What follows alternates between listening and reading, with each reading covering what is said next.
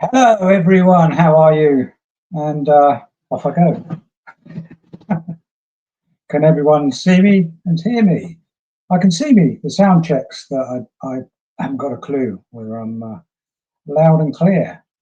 I hope you like the new background. The stag is my logo. So just waiting for people to come in and I will do the intro. How is everyone on this lovely Sunday? And it was sunny today. Started off very cold. It's very nice. Brilliant, Lisa. Thank you. Okay, tonight should be fun, exciting, looking forward to it. So what we're going to do first, we're going to go through a little intro and icebreaker. And then we are going to go on as planned, and we're going to chat about the Nicola Bulley case. For those of you that you probably all know about the Nicola Bulley case, I'm probably going to touch on an intro rather than go in it deeply. I don't want to treat anybody as not knowing and stupid. Hi Julianne, hi Claire Linsted, bright and early, that's good. Let me just a bit smaller. Yeah. All good, brilliant.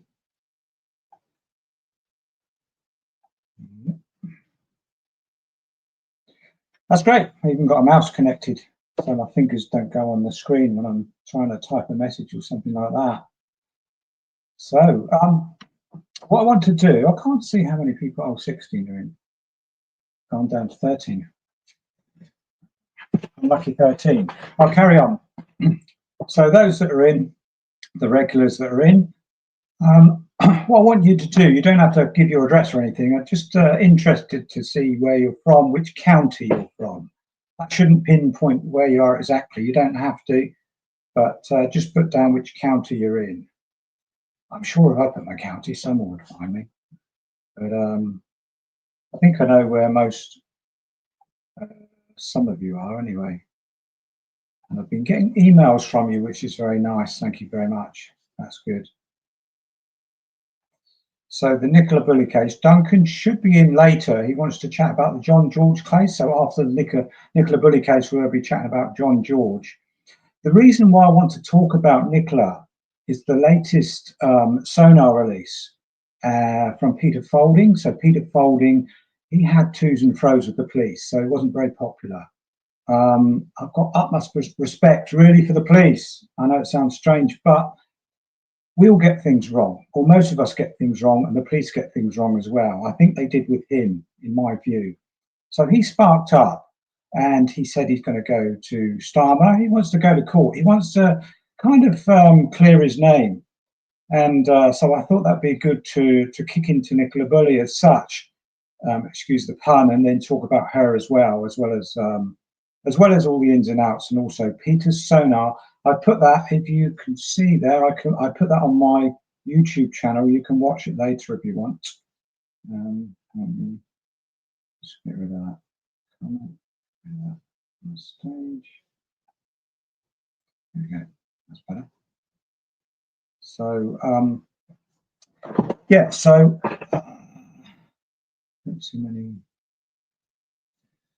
don't see many counties. Is anyone from Lancashire? Is anyone from? I know somebody said before, because I made videos on the Nicola Bulley case about a year and a bit ago, and somebody said they were from that area and they went down to the river. I never went there.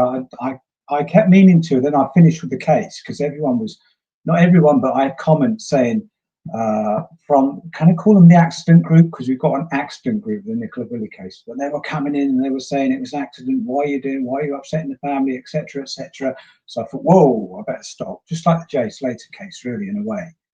So, has anyone been? You're from Lancashire. Have you been to that? Is it in Lancashire? It is in Lancashire, isn't it? I can't muddle up because the other missing person, Victoria, that I did the videos on, she was from that area as well. I do get the two muddled up because they were similar. But it's all gone quiet about the Victoria case. I'm rambling on. So, yeah, it'd be nice to go up there and have a look. Just have a look, maybe have a little break, you know. I said I can't spare too much time, maybe a day, but I could probably do a weekend up there. It'd be nice to get just a couple of people together to have a look around. I've got some pictures to put up in a minute as well. Yeah, interesting. So Jane, you can go. You're 10 minutes away. There's not a lot to see really now, is there? It's just like any other river. It's just interesting. Yeah. So what I want to do, so we'll get into the Nicola Bulley case. There's 26 in the chat. I want to get into the Nicola Bulley case itself. So, okay, so a rundown. The 27th of January 2023, Nicola goes missing. She's taking the kids to school, 2 girls to school. So she takes the dog for a regular walk. She takes the dog for a walk. She parks at the school nearby and enters where a bench is, where the river is. You probably all know this anyway. Just refreshing your mind. So she's got Willow, the dog, and she's on a Teams call. She's doing all the regular things. And then the police, the school call Paul, a partner at the time, and say that she's missing. So that, I believe, was about 10:30, 10:45. There's a whole lot of suspicions around that case. Hi, Mark. Hi, Duchess of Oak Trees. That's a good name. I like that one. In the chat, brilliant. Rosie would enjoy. Oh, Maggie. Hi, Maggie. Rosie would enjoy a weekend break in Lancashire. Yeah, I have been there and maybe travelled through it. Lake District, I've been to around there. Peak District. Give myself. How do I? What? I'm giving myself away. I might live in Lancashire. Who knows? I put it down. Sometimes I put my area when I upload recorded videos. I'm not always there. I just put Lancashire Constabulary or something like that. I put London down. It's just where the topic is, really. Yeah, Joe Jones. Hi, Al and Rosie. Rosie's indoors at the moment. She's she's had a good walk today in the forest, etc. Talking of dogs, anyway. So the dog minus a harness was found. Paul straight away left the house and called the police on the way. Suspicious to me straight away. Paul, if you are watching, I don't think you would be, but if you are browsing on this, sorry, mate, it was just very suspicious. You've got very low emotion. Some people have. You certainly have. When I saw that, it made me suspicious straight away. You called the police. It was just odd. The CCTV was strange, where you'd had an argument because the child said you had an argument when you were leaving. So she went missing. So how did she go missing? How did she go missing? True crime, us people. She put her he put his gym gear, yeah, he had shorts on, didn't he? He was dressed in black. There's said to be a man in black there. So what we want to know is what happened to her. We know what was decided, what was said to have happened. It's an accident. But we in true crime, we don't kind of look at that first, do we? We look at the suspicious nature. The police didn't look at the suspicious nature to start with, did they? They didn't cordon off the area. Now, I've been watching Break the Ice. He's one of the reasons, because he had Peter Faulding on. It was a 3-hour, 18-minute interview, and I watched that. That's what got me thinking about it. Oh, Big Billy, what's the topic, pal? Tell him. It's Nicola Bulley. She went missing in 2023, massive case. So Peter Faulding, if you watch my sonar images, it's very interesting. It's only 2 minutes and 20, that video. There seems to be 2 things going on. There seems to be the spat with the police and Peter Faulding and Nicola Bulley going missing. Two completely separate as such. If we take them as separate entities, and then we can kind of get to some sort of idea of what we think what happened. It was so bizarre, so bizarre. We've had so many red flags. Just initially, put down in the comments. You haven't got a lot of choices, really, have you? Put down in the comments if you think accident, which is fine. Yeah, that's the narrative that the police have come to the conclusion. James Adley was involved in the autopsy. But he said, "Oh, hi, Jan. I'm just kicking off. Sorry, I won't say too much because I know you know an awful lot about the case." So just a general idea before maybe Jan comes on, just a general idea. Accident, accident group, murder, or foul play, or suicide. I hate saying that word. I really hate saying that word. It's awful, horrible. What do you think? Or I'm going to put in there other, because some people come up with some weird ideas. So accident, foul play, suicide, or other. Because they might say, she didn't ever go to that river. That was a decoy. That was a lookalike. She's in the Bahamas with Duncan. Sorry, Duncan. What do you think? Yeah, foul play, foul play. I think foul play, but you know I don't like saying because I'm a wet blanket. I think foul play. It's just, there was too much going on. I'll put the link now in the comments. I'll just show you the bench. Now that's the bench. So that's from the rivers at the front. That is the gate behind. People coming through that gate here, that's why I want to go and have a look. Just have a holiday there with Rosie. I mean, they come in there, they're quite hidden. There's a field there, but that's quite hidden coming into the gate. The river itself. So let's move that. We've got 44 in the chat. It's building up. Sorry, Jan, I'll give you the link in one moment. So that's the river. That's the searchers. That's the police. It looks, it's said to be shallow there. The boat's there in the river. Can everyone see that photograph? I hope you can. I paid for this. So I paid for this to show photographs and videos, which is helpful. I'll show you another picture of the river. Looks shallow, doesn't it? So I'm thinking to myself, the only way she would go into that river and die is and we've been through all this. I've been through all this. If she hit her head on the rock below that shallow bit of water there. She's a great swimmer. I'll give you an outline of what Paul thinks. Paul thinks took the dog off the harness. The dog maybe was in trouble, or she put the harness back on 75 meters away where Peter Faulding found her, and then she put the harness on and fell in the river. I don't know how it was deeper there, so I don't know how she would hit her head on a rock there, but that's what they're saying. She was found a mile away. I'll just show you.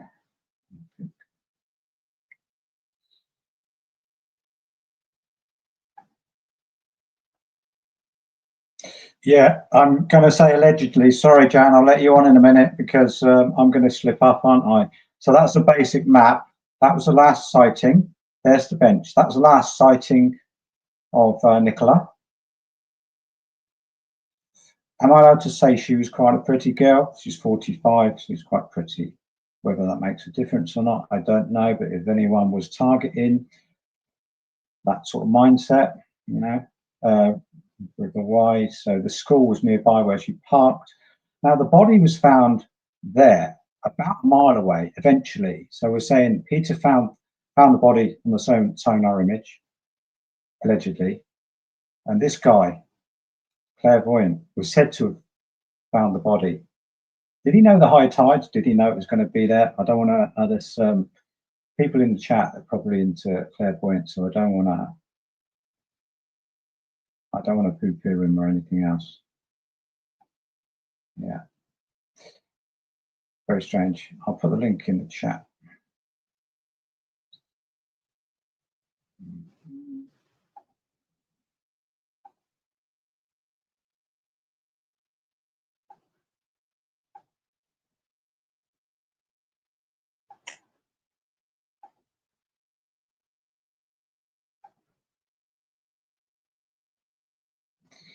That should be in now. I could talk for England, but you can join when you're ready, Jan.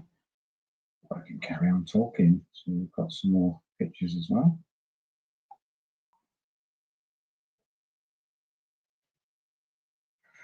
Elswick, Jane, Elswick, is that near Middlesbrough way? Am I way out?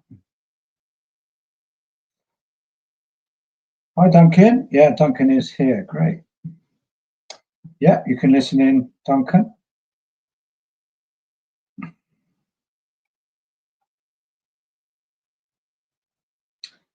So as saying, Jason Rothwell. Anyone in the comments, what do we feel about Jason Rothwell? Do you think he actually picked up the vibes and found her, or did he know the tides? I'll upset people now, aren't I?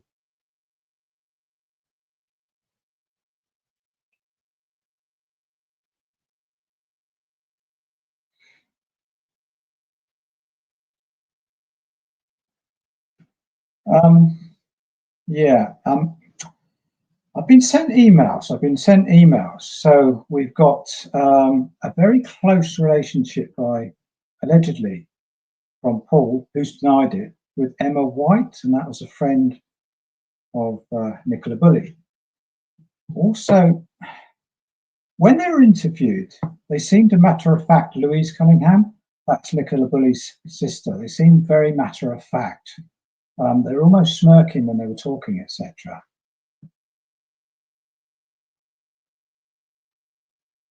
Okay, so Mark, so Peter has spoken to the family first before he put his statements up. Great. Yeah, Peter's a professional guy. Break the ice. Anyone who's not watched his videos, go and give him a like and subscribe and hype his videos. They're very good. He's put an awful lot of work in. Hi there. Hi, Jan. Hey, how are you? I'm great. Yeah. Can you hear me okay? I can, yeah. Good. Right, I just need to sort this out for myself. No Right. problem. Okay, I'm in the private chat. Why am I in the private chat? Studio chat. Okay. I've got to get my brain thinking. I've not been too well. So welcome. I thought I was doing the live stream. Sorry. I'm back live streaming, so I'm really pleased about that. Really happy about that. I found that I had an issue with my mic, and now it's just lying limp over there. That was my issue. So I'm back on. Lovely to see you again. You're you're. It looks good. It looks good. You're getting the pictures up. Excellent. Well, wrong, yeah. But also, then they're not doing their jobs properly. Let me put it that way. If anyone wants to argue with me, then that's perfectly fine. They're still laughing at the comedy of you not being able to talk. And they're stuck with me. So, guys, have any of you got any questions? I know a lot about the story. I know, yeah. If you've got any questions, you want to hear my take on it, then just, yeah, do so. So, I'm perfectly happy to answer anything while Aldon is still trying to work out. I don't think he's unlinked the microphone. Al, if you unplug the microphone, we're still going to hear you. That's what I'm trying to sort of get over to you. No questions, Jan. But she defo didn't drown in 10 inches of water. I agree. I agree with you.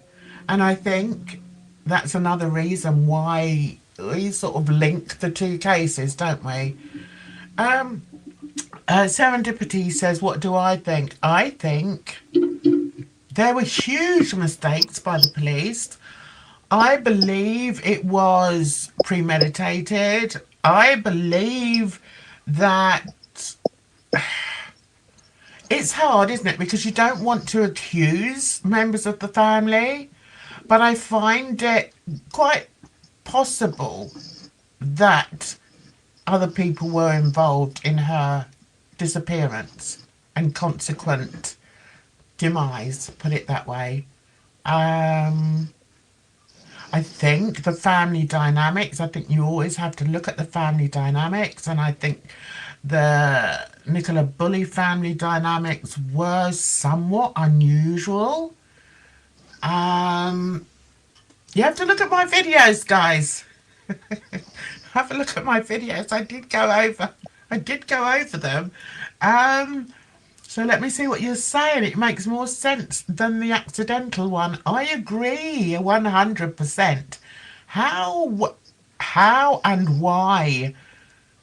Okay, let's go with the first thing that comes to mind, which is the S word. I'm not going to say the word because you could have your channel affected badly. You have to be very careful about wordage on YouTube. So if we look at the idea that, or yeah, the possibility that perhaps she took her own life,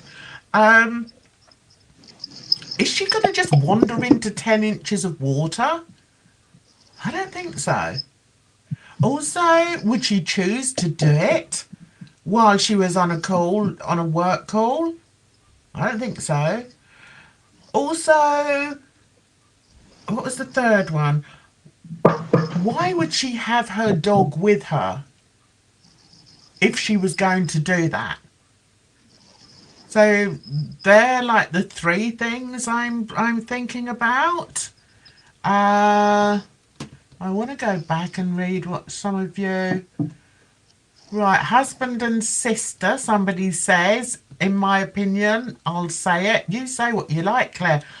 I think that's a possibility. Evidence Explorer says timelines are all mixed up and changed so many times. True. And I think also it was very cut and dried very quickly, wasn't it? And packaged up. Even though she was missing for 3 weeks. How couldn't she be missing for 3 weeks and then found a mile up the road? It's not. It seems impossible to me. That's my own opinion. She fell into water that wasn't fast flowing. So if she had tripped or if she had wandered in, how would 10 inches of water, guys? It's a bit like me deciding to end it all and go and run in my bath with 10 inches of water and then just thinking that that's going to do the job. It's not going to do the job, guys. So yeah, we've got this picture here. It doesn't show us very much, but it does show us that it's very still water. You know, it wasn't a raging river or anything like that. There wasn't a steep decline into the water either. I mean, look at that dude standing there now. You could almost imagine him just, wading in, and the water's going to come up to his kneecaps. So, do you want to see if you can speak now? Shall I? What if I turn mine off? Maybe you can talk. Go on. Yeah, okay. Can everyone hear me all right? Don't know if I'm switched on. Am I switched on? I'm not hearing an echo now. Is that good? Can everyone hear me? Yeah, you can. Red sauce, there you go. Am I okay now? Yeah, fixed. That's strange, isn't it? Yeah.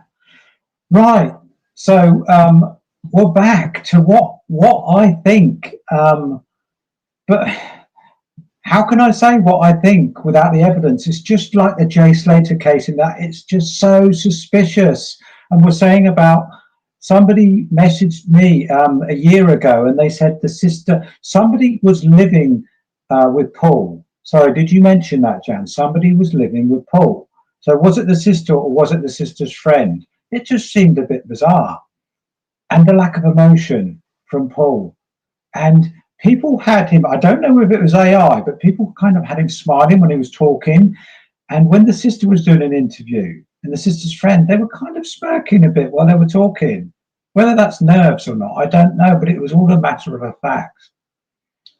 There's the bit about the Fitbit, the watch. The watch was her heartbeat was very high when she went missing, which shows she was thrashing about in the water or something else. So she was. So that shows. Surely that would show she didn't fall into the river and hit her head on a rock and went out. She could swim, so splashing around. So what happened? How was she? I can spread rumours, but I don't want to, and I'm not allowed because I'll get my channels taken down. I could go to court because Paul could pipe up and say, "What are you on about? Saying this and that and the other." All I can say is, in my opinion, and alleged. Somebody in my mind got to her. They put her in that water and held her under and drowned her. It doesn't take long. There was a man in black. There's a man in black.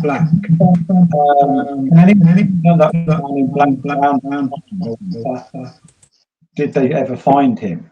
There's also the caravan park, and it was Penny, the caravan owner of the park or manager of that park. She had a fiery temper, it was said. Or is this just people bringing something in that's not there? They're saying that she had an argument with Nicola, and she may have done it. She may have had an altercation.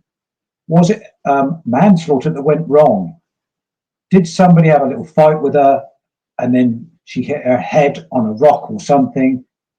Did her husband have an argument with her? Remember the child in the video saying, "Why do you argue, mummy and daddy?" They're having an argument. I'm not saying that we all have arguments, don't we? But I'm not saying that was the case. But did he have an altercation, a fiery temper? Very big guy. She was 5'2". She was fit, but if you had her hands around her neck, maybe he was holding her off, or maybe it went too far. You can choke somebody out within 30 seconds, I think it is. The professionals in the ring can choke somebody out. I don't know. What do we think? And we've got the separate issue with Peter Faulding as well, the police. I don't think the police had anything to do with foul play himself, but why were they against Peter diving? He said he saw the image and the bottom of the water. He went through the sonar, which is on my YouTube, by the way. It's fairly new, but Break the Ice, I'll give him the merit for it. He put that up on his and I copied it. Go and subscribe to him. It's spreading the word, isn't it? Peter's got an idea. He wants to clear his name. He was made to look stupid by the police. He says he spoke the narrative to the press and said, "I haven't found a body in that river." But he said he was repeating the narrative. He wasn't allowed to say that he found that sonar image. The police said it was a branch or it was twig. He then said, "This, I think it could be a body. Can I dive?" And the police said, "No, you're not diving. My guys will dive in." And he says that he'll go up. He called anyone out. He'll go up against any so-called expert that has more knowledge than he does and more experience. It was a university that verified his sonar image as being a body. So he knows more than those guys. So it seemed like a power-happy thing going on with the police and Peter Faulding. But I don't know how that brings people to think, because of Peter Faulding having that with the police. Break the Ice was saying there was foul play involved or third party involved, but I don't know how that relates. Jan, are you able to come back on and say how does that relate? Okay, I think the issue, and we're going to have to sort this another time, is your feedback. So when I'm speaking, your mic is picking it up. That's why there's an echo. So if you don't mind, because you're not going off of the chat, shall I go off the chat? Yeah? Yes. Okay. So, yeah, a couple of things that you said there were very interesting. And if anyone's got anything to say about it, write it down in the chat, because of the audio, I can't just jump in So yeah, but it's interesting what you guys are saying. Okay, so here someone says, look at the water, it's flat calm, no movement at all. If Nicola had fallen in, she'd have been found right there within 24 hours. That's not what happened. I agree with that 100%. And that's what I thought when you said about maybe she banged her head. I don't think she banged her head. The inquest didn't say anything about a head wound, did it? As far as I know, I don't think that was said in the inquest. Let me know if I'm wrong. I think I might have cleared the echo. Have I cleared the echo? I've cleared the echo, haven't I? Hang on. I don't know, but I know when I think I cleared the echo. I can't hear myself because I clicked on yours and your mic from mine and clicked echo cancellation. So it should be all right now. Okay. Is that good? I'm good because my great mod Lou says I sound good. Okay, well that's good. Brilliant. I've done it was I pressed yours and pressed echo cancellation. Job done. All right. And let me press mine. Apparently I got at the time a year ago I got emails through from all sorts of people. I couldn't verify them and I couldn't put it up what they were saying because I couldn't verify such. But somebody said there was an eye socket injury. I don't know, an eye socket injury, which changes the whole narrative. Yes. But it could be rubbish. Does anyone else remember where there was an eye socket injury because the body was decomposed? I personally don't hold Adley as being very good sometimes, and he wants to get it over and done with.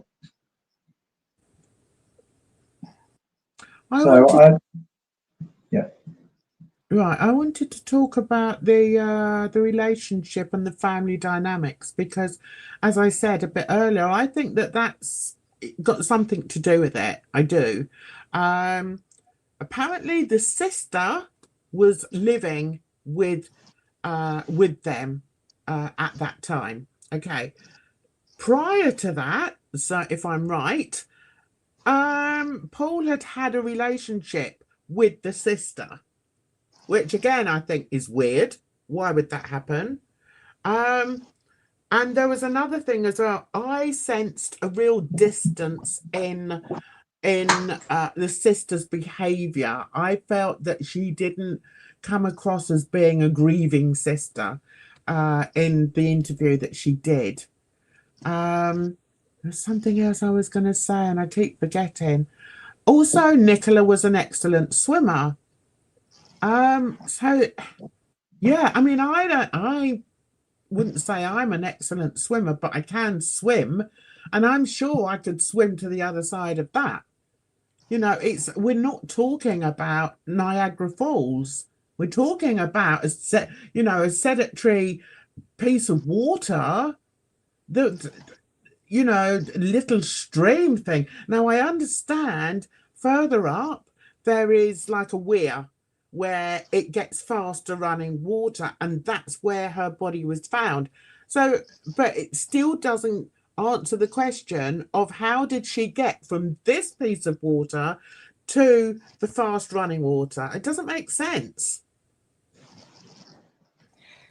No, I was wondering that because the body was found here, if you can see the map, a mile ago. Now, Peter Faulding insists that she was on the bottom of that water. I was a bit confused. He was talking about tidal waters, and he said the tidal water was up here, where I've got the mouse. But there wasn't a tidal water here by the bench, and there wasn't a tidal water here. But there must have been, because it must have got carried along to there. So, yeah, I don't understand that.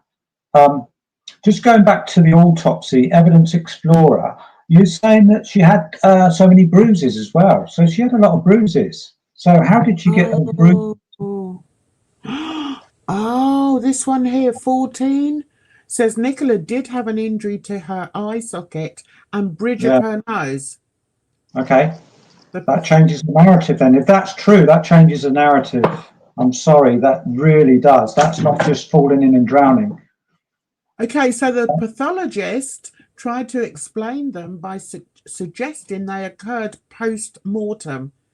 What? So someone broke her nose? Yeah. Yes. It makes sense. That's what I've got information through. Again, I'm getting information through. I can't say for sure. I can't really go against the so-called professional, can I? As in the Jay Slater case. Yes, you can. Yeah. You can, because it's your right. It's your YouTube channel, and you're allowed Yeah. to say what you think. Okay. Yeah.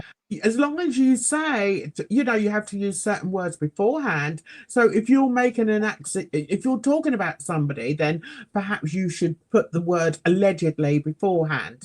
Okay. Yeah. But don't be silenced by everybody. Don't be silenced to the point that you're going to go along with the stories that are being fed to you by mainstream media. That's the whole point, isn't it?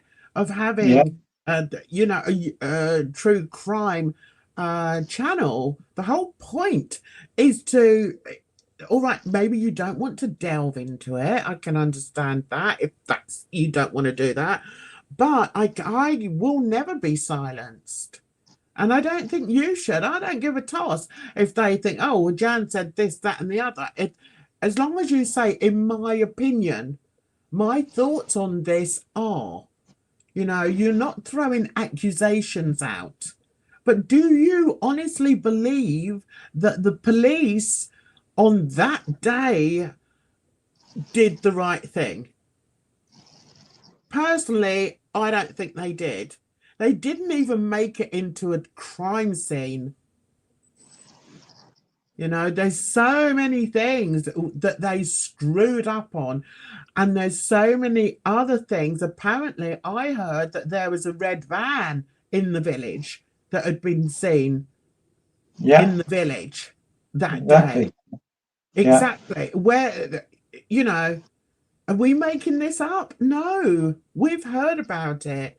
And if you've got a channel, you should be able to say you've heard about it. That's my opinion anyway. And apparently there were a couple of guys that were seen, you know, that weren't sort of recognized, not familiar. Because we have to bear in mind, it's a very small village. Have you looked at the village? Yeah, it's a nice little village. I'd love to go and have a look. It's a nice little village. You could have a little holiday there or near to there. It looks nice. Well, yeah, I mean, I'm not really saying that, but I'm saying, you know, we've got Google Maps. Go onto Google Maps and look for yourself at how the village is. That's how a lot of the true crime creators do things. You know, you don't have to literally go there yourself.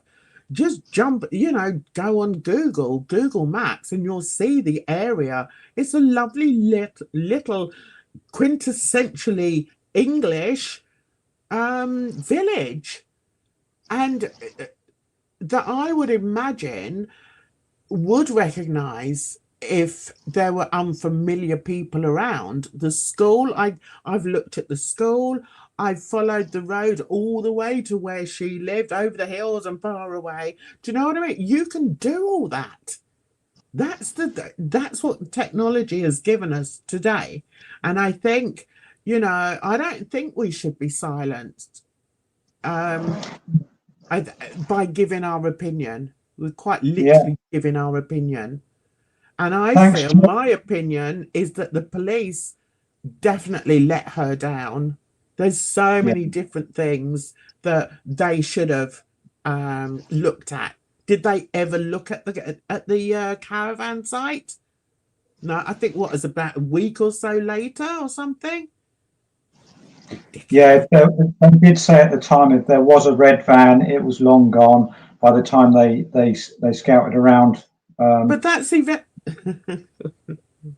that's irrelevant though. If there was a red van in the village, isn't it up to the police to find out what this red van was doing in the village? Exactly. That's what I was saying. Oh, by the way, thanks GSF21 for becoming a member. Thank you.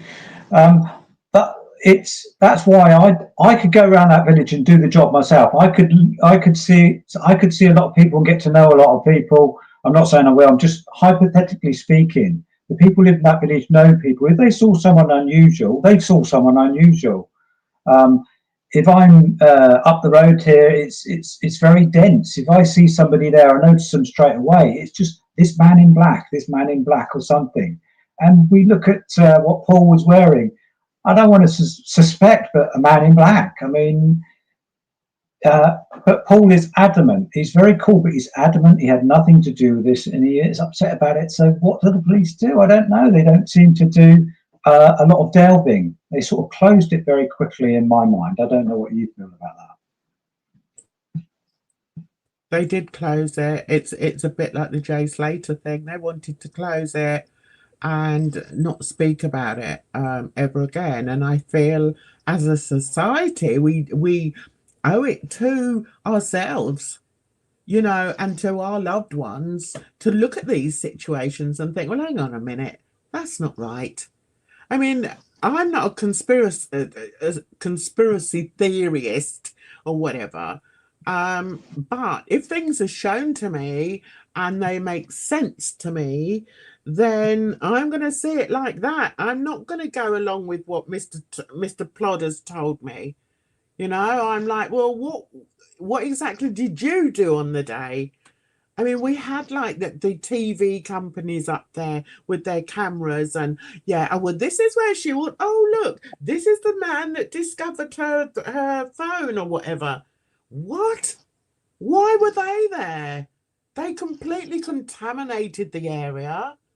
So instead of looking for signs around that bench and in the close proximity, they just allowed the public, whoever, to wander around there and contaminate the area. And that's what they did. That is their job, to stop that happening. And they can turn around and say, oh, yeah, well, it's just a case of a missing person. Hang on a minute. How many missing 30-year-old women are there really that then turn up a few hours later? Oh, yeah, no, I decided to go to Asda instead. It wasn't like that. And the police should have known that. The police should have known that it wasn't just a missing person. The woman was in a very sort of isolated area. How come in this isolated area she meets the husband of the woman that runs the caravan site? How did that happen? Was that purely coincidental? Exactly. The thing is, we think in that way, Jan. We think in that way. So do some people in the chat, but the police don't. They are looking for a missing person. That is why originally, and I know this. That's why they originally. Did you not hear what I just said, though? Yeah, carry on. How can you just look? How can you just look for a missing person when it's quite? As I said, how many 30-year-old women, right, who drop their kids off at school, how many of them have gone missing? Exactly. We think like that, but they don't. That's the frustrating thing. They should do. Well, we know, but why do they do? Why? I don't. It's crazy. It's all superficial. It's nothing to see here. They don't cordon it off. Then it was contaminated. How many YouTubers and TikTokers went down and had a look? It's crazy. Can you blame them? Can you blame them? No, I'd go down, but I'd expect. I couldn't blame them. I wouldn't expect to put on a bench. I live down very close to woods here, right? And if a story like that came up, like if I was watching the news, which I never do, detest the news, but if I found out about that, if I was a TikToker or a YouTuber, I would quite possibly go and see if I could find some evidence that this poor woman didn't just happen to go missing, or didn't just think, oh, I've had enough, I'm going to wander into this still piece of water. Come on now. Exactly. We've got to expect more from people that is their job. It's just about doing their job. And they failed us. They not only failed, people like Nicola Bulley and Jay Slater, they're failing us as a society. Yeah, exactly. Agree totally. we just get this frustration afterwards. Now, somebody in the chat is from, can I say, the accident group? They know in certain terms have said in the chat that we're talking a load of rubbish and we should be ashamed. Jan, did you get those messages when you were talking about it from in your comments saying about like why it's an accident? Why are you saying it was suspicious? Do you get that? Because I get that all the time. We had it in the chat. I've had it, but I think you have to remember there are millions of people that watch YouTube, and which is millions of brains, and we're not all going to think alike. And that, I think, is fair enough. I think it's a shame if people just come on and start insulting you for insulting you. I mean, for goodness sake, just grow up. Like someone I think here has said something like, "Oh, I thought that was a man." So you think I'm a man? I tell you what, I'm not a man. All right, I've had 4 kids. They've all come out of this. We get all sorts of strange comments in our comments anyway, don't they? If you're a creator, you've got to be very hard. I honestly, I pay no heed. I pay no mind to them. If somebody comes up with a decent argument about it, then I'm happy to debate. But I mean, if somebody's just going to come on and just, be abusive, just ignore them.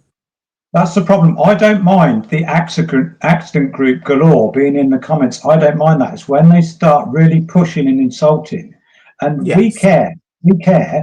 It's the same as the Jay Slater case. We do care. We're trying to find out what the suspicions are, brainstorm it, pick the bones out of it. I don't know if you listened to John Wedger, former DCI, former police detective on Break the Ice, an interview with him.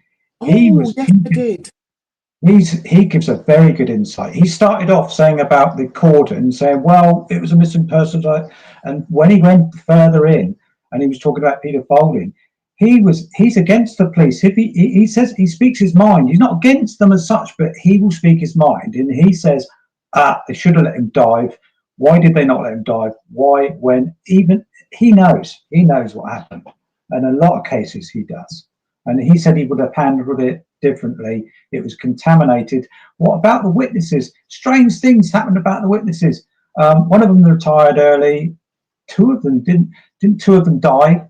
One of them was unrelated to the vet or something. That was unrelated. But there was a lot of things going on. Yeah.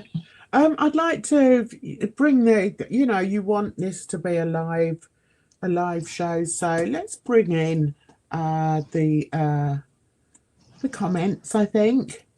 I was going to say, not going to, right. F the haters. I do. Listen, I've done live streams for years, actually. And I've done live streams in a much more, how can I put it, toxic communities than true crime. And, if people want to come in and think that they can insult you, okay, have at it. I really don't care. I know who I am. And, when I'm talking about true crime, I'm very passionate about it because I'm very much a humanitarian. And I believe that there are too many people that want to sit on the bloody sides and say, oh, well, maybe that happened or maybe this happened. No, if I want to talk about it, I talk about it from the heart. And I would never, ever just talk rumors. I might say, oh, well, I heard about this or I heard about it, but I always give an answer. So, okay, you still don't like me?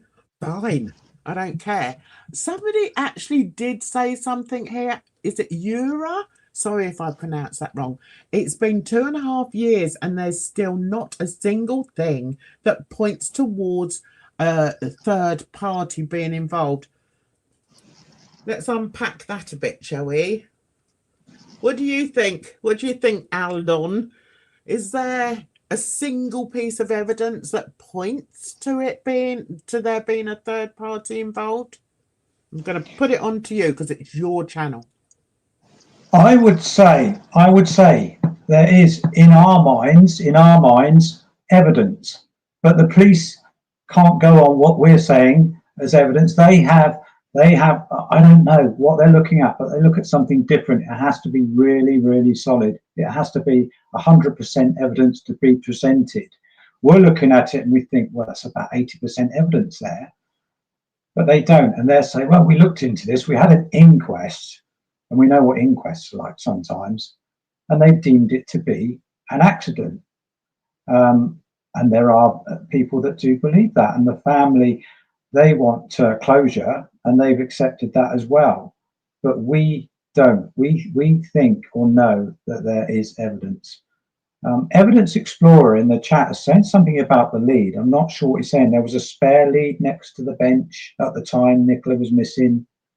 So it wasn't Nicola's, but the harness was off the dog. So the husband said she went and put the harness back on the dog by the river and she fell in, but that doesn't explain the eye socket or the broken nose. Okay. Are you happy with that explanation from Aldon? Because I don't want, this isn't my live, so I don't want to take over it. So I want you to converse more. It's fine. You know more about the case than I do, because I spent too long on a case. But yeah, we're pretty much, most people in the chat are probably the same way as we are. The foul play, we just can't pinpoint where, why, and how. There are so many red flags. So Mark has said, Break the Ice has another one coming up in the next couple of weeks again with Jan. Have a look. Oh, with John? Have a look. Yes, I definitely will do. I'm thinking now that I can live stream, I might do my own live streams, focusing, I think, on Jay Slater and Nicola Bulley, because I sort of touched on this last time I was on. I don't like talking about cases that I don't know anything about, because I don't want to give out, information, wrong information. It means a lot to me to be as honest as I possibly can be, and to be able to fully discuss something. I feel that I need to know a lot about it. Now, I feel that I can't really do that here on this channel. I'm happy to come on and talk about those two cases, but I feel if I'm on my own channel talking about it, I can be much more emphatic about certain things about it. I don't want to upset people in your chat because I can be a bit dogmatic. Put it that way. No, not at all. Everybody's different. That's what it's all about. So it's a debate sort of chat as well. So there's no issues. I've said that Duncan should have his own lives. I know he's not technical with that, but it'd be great with his own lives. You just have to put your finger on a YouTube live. You just have to put your finger on the cross. He's very fluent anyway. He doesn't need an edit. He just talks, and then he could answer a couple of questions at the time. That's what I think anyway. You do your own lives anyway. So the more the merrier. It's good to have a live to go on to as well, to have a look at. It's fantastic.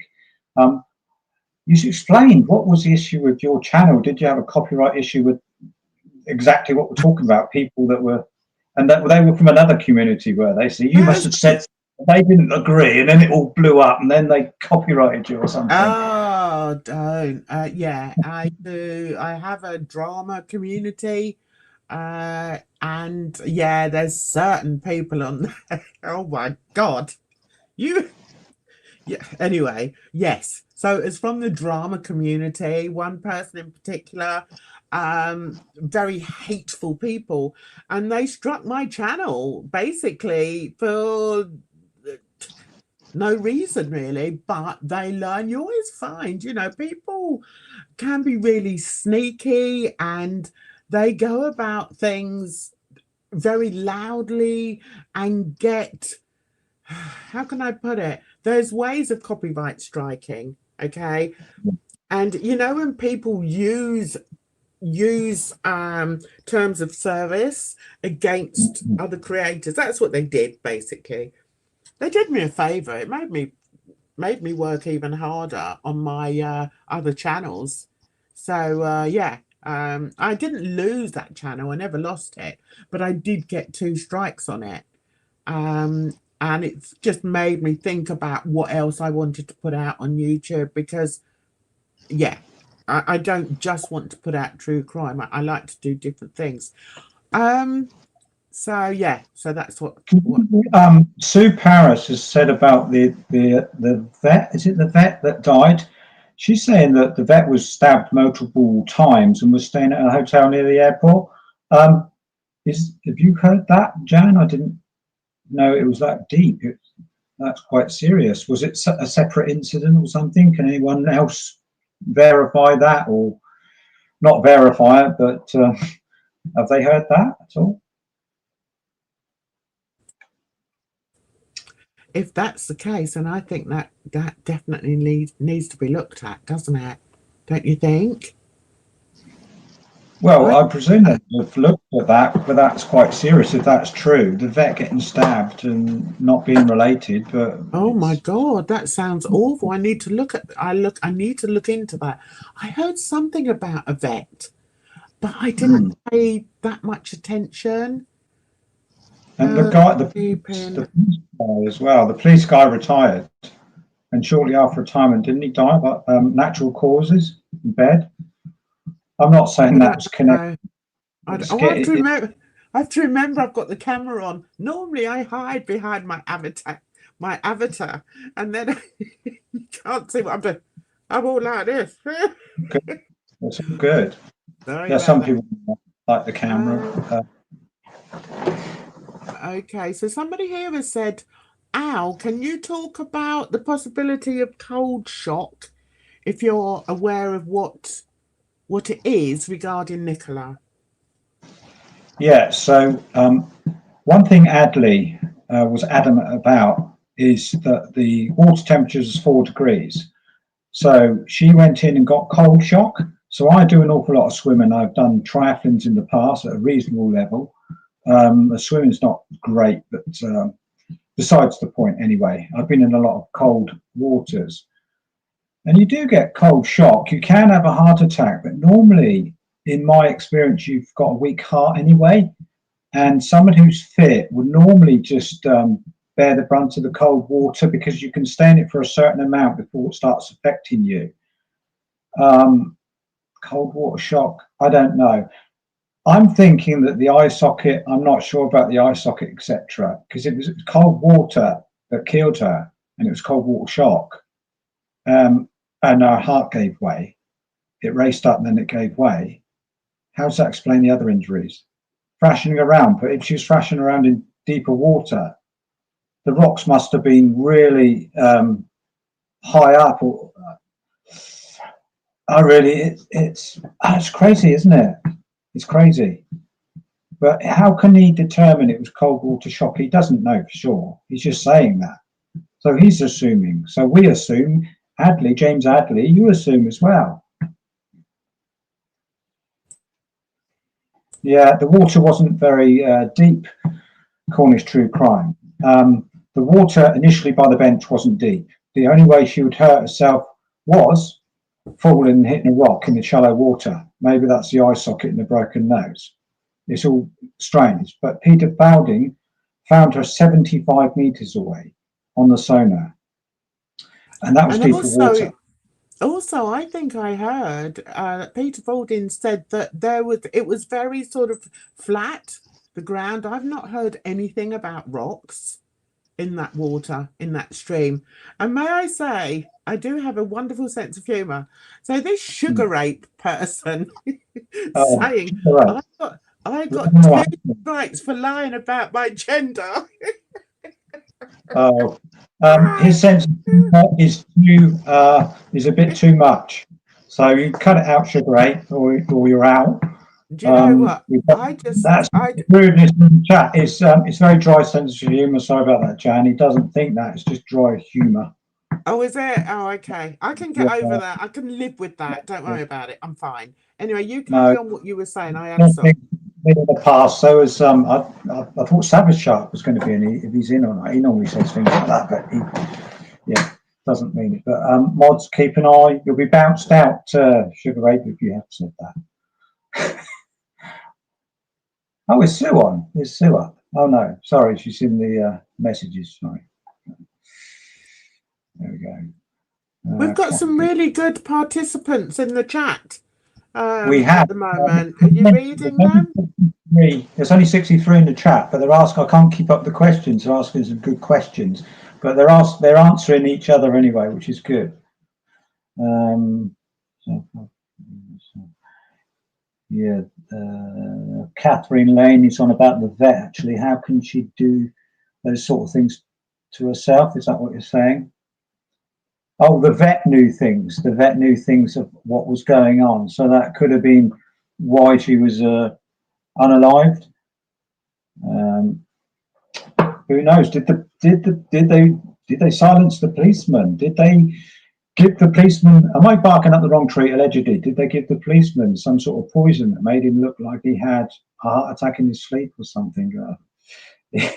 You could go on and on with the red flags. It's interesting you to say about John Wedger having another interview.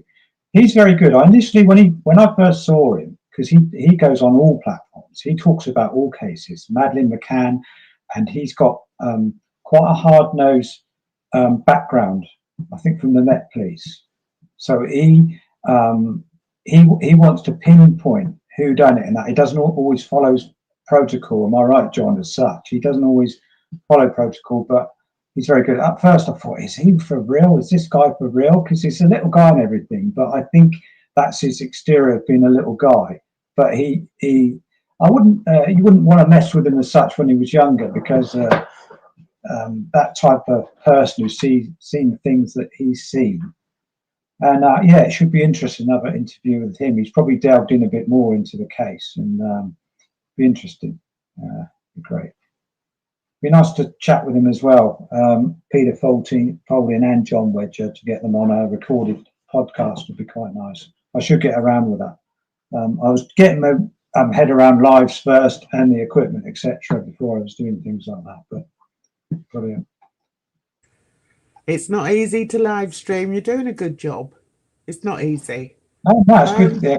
Well, we sorted that out. Thank you very much. You made me persevere and sort that out. I would never have known if another guest comes on. Yeah. Same as Duncan. No, it's not easy. And the Sugar Ape, I saw it as a joke. Seriously. It's just for like, yeah, I know my sense of humour, but it's kind of, you're like my brother in a way. He says things that he doesn't mean, but my brother's brother, you're on the spectrum a bit, brother. You know. And who isn't? Who isn't? Sort of, yeah. Who isn't? I self-diagnosed that myself, but let's not talk mental health, because that's something else that I'm also very passionate about. Yeah, you can't use mental health as an excuse for bad behavior, but you may act a little bit differently if you're on the spectrum, or if you have ADHD, which I have.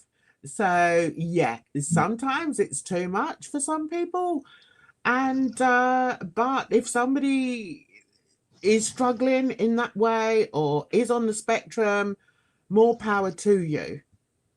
But just be aware that perhaps things that you put out may not be taken too well. But yeah, I'm very into mental health as well. Anyway, I don't want to take over this.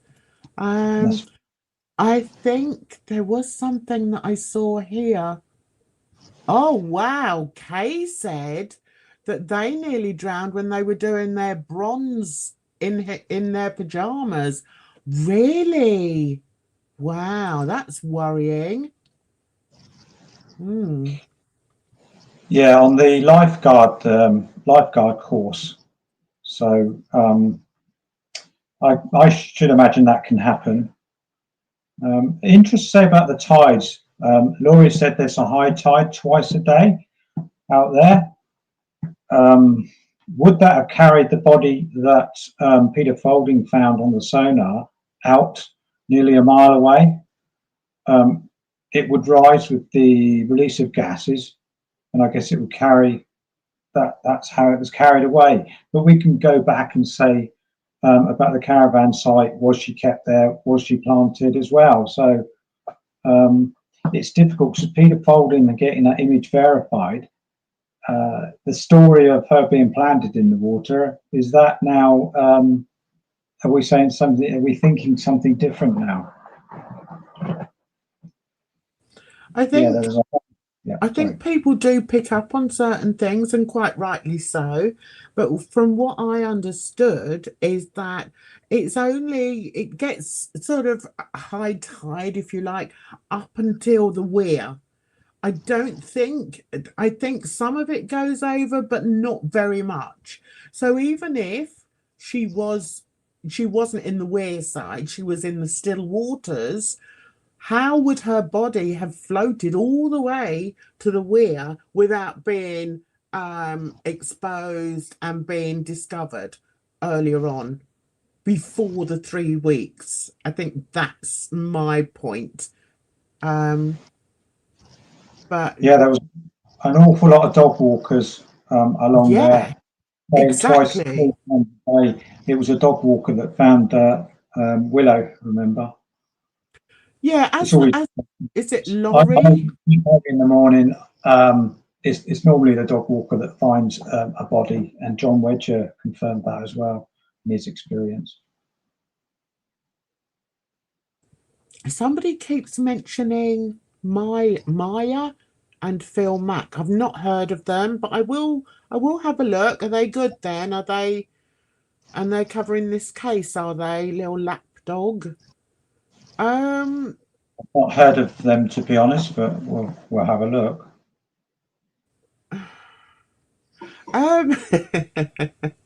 Yeah, and I know Sugar Ray. Little lap dog, or email it or something. I don't know what you mean. Can I get back to Sugar Ape? That's all right. It's fine, honey. You know, as I say, I've been in other communities and I'm quite good at handling myself. And I'm very good at explaining myself as well. So honestly, don't worry about it. If it was a joke, that's perfectly fine. If it wasn't a joke and it was a dig, that's also perfectly fine. I really don't mind.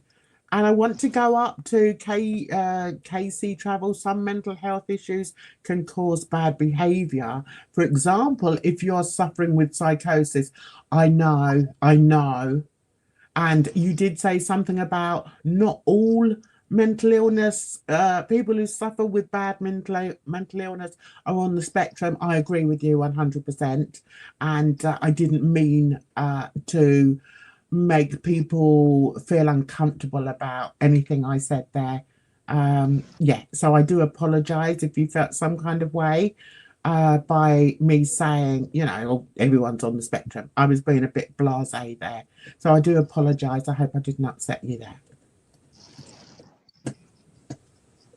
That's good. Yeah, it's very difficult talking about that sort of subject, isn't it? Mental health comes into everything, and well, just like true crime, it can upset certain people, and that's not the aim.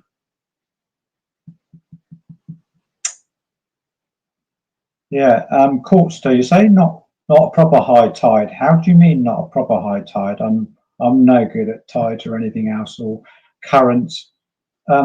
Is a current same? Is that involved with the tide? I don't know. Is that a current tide? I thought they were the same thing, to be honest.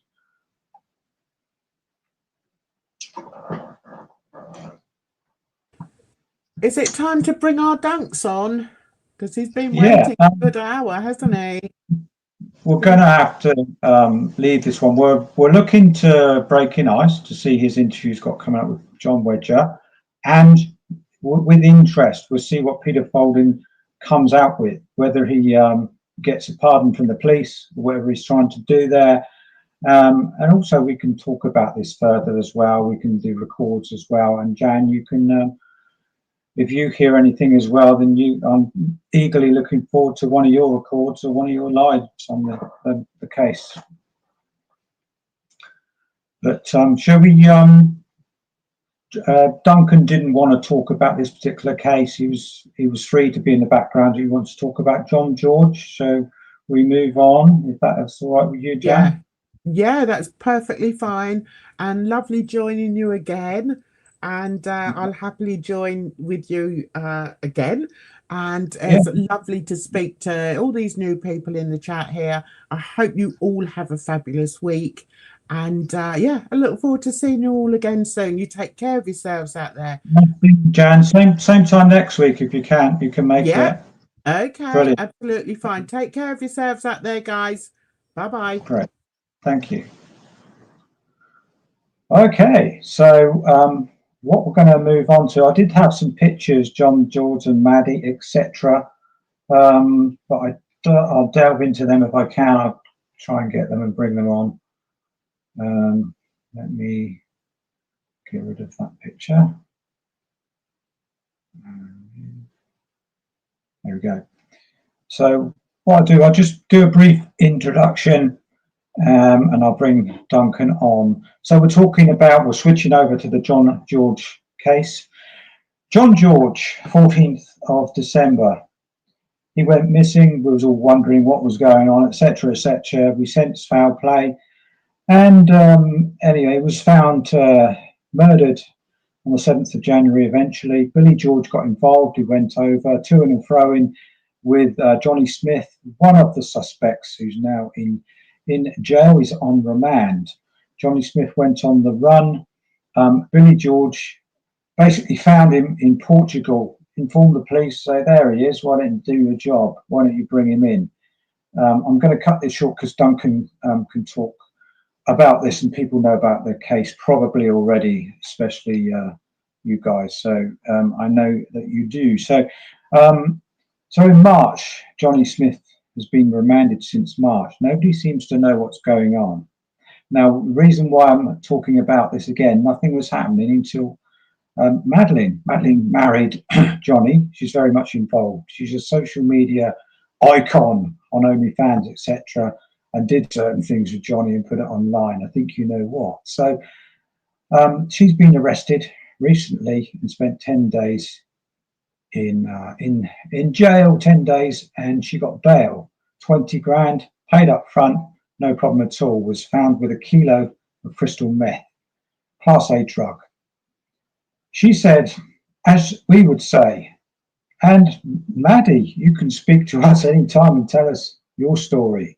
But she said that somebody forced her via gunpoint to carry this crystal meth. Now, she had someone in the car with her, a British girl, unnamed British girl with her in the car. The car's been seized. They seem to be doing a good job this time, the police. Bail was £20, so she will get that bail back when she comes back to the police station. And the Spanish work in a very different way. So they'll be trying to find out information at the moment, as well as Johnny Smyth or Smyth. I will put the link in the chat, so when Duncan's ready, bear with.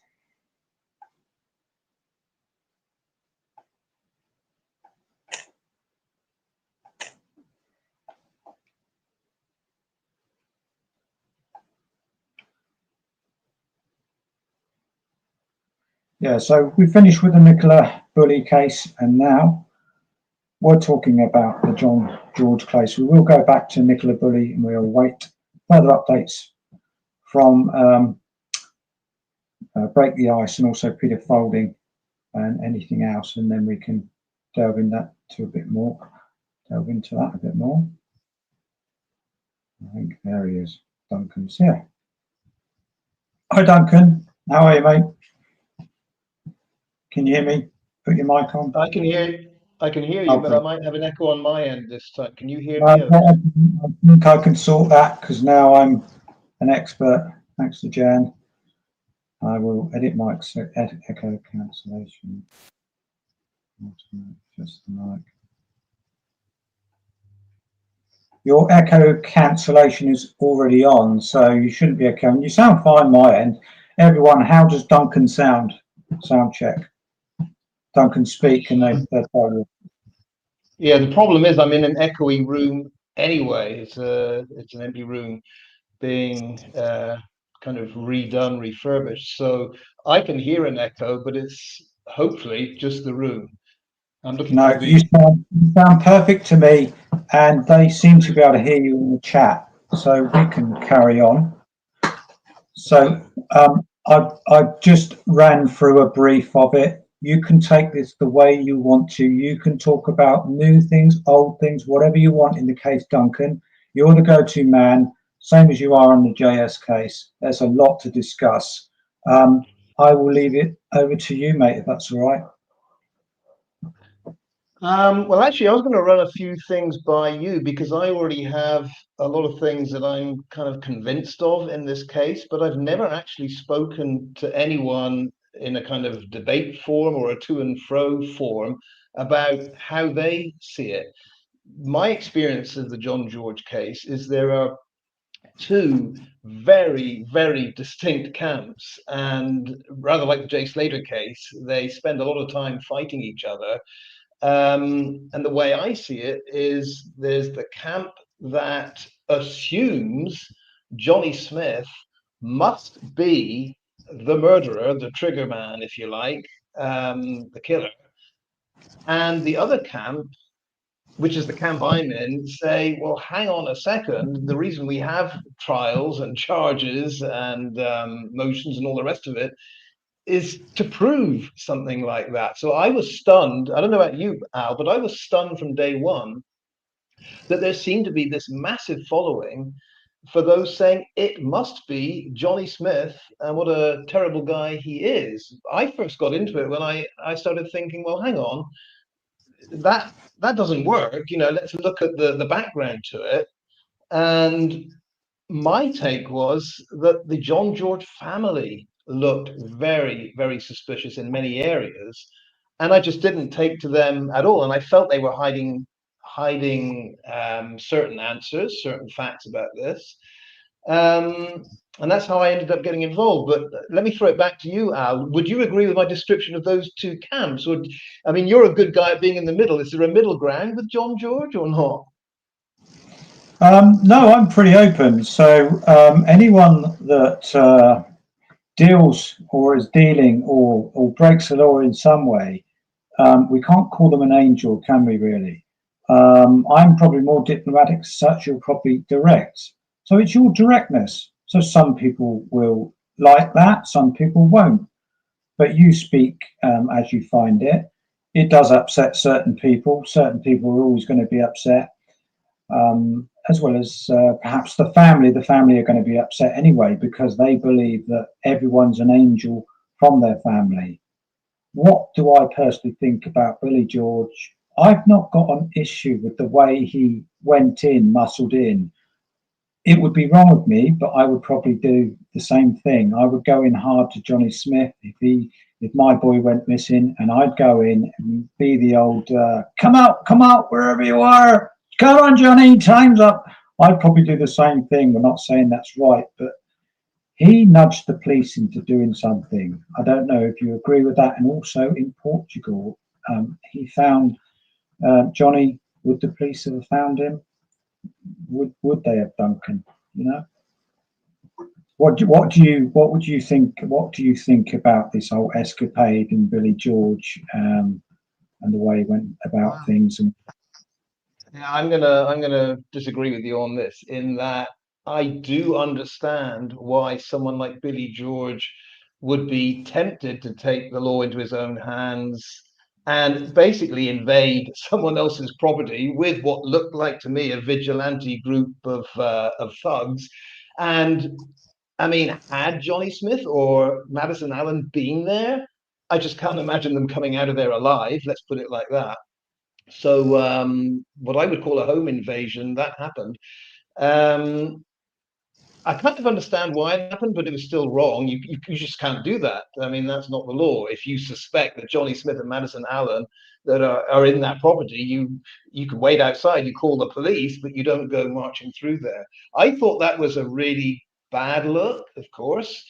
And I noticed, Al, that you said that Johnny Smith went on the run, and I've been contesting this because I've been saying on the run from what exactly? No one knew the name on any arrest warrant for the longest time. In fact, I believe when Johnny Smith was arrested in Portugal, only then did we all find out for sure that was the name on the arrest warrant. It's a very strange setup in Spain where, the police know, but they don't tell anyone else. And it was always assumed that the name on it was Johnny Smith, but it wasn't for sure. It could have been anyone.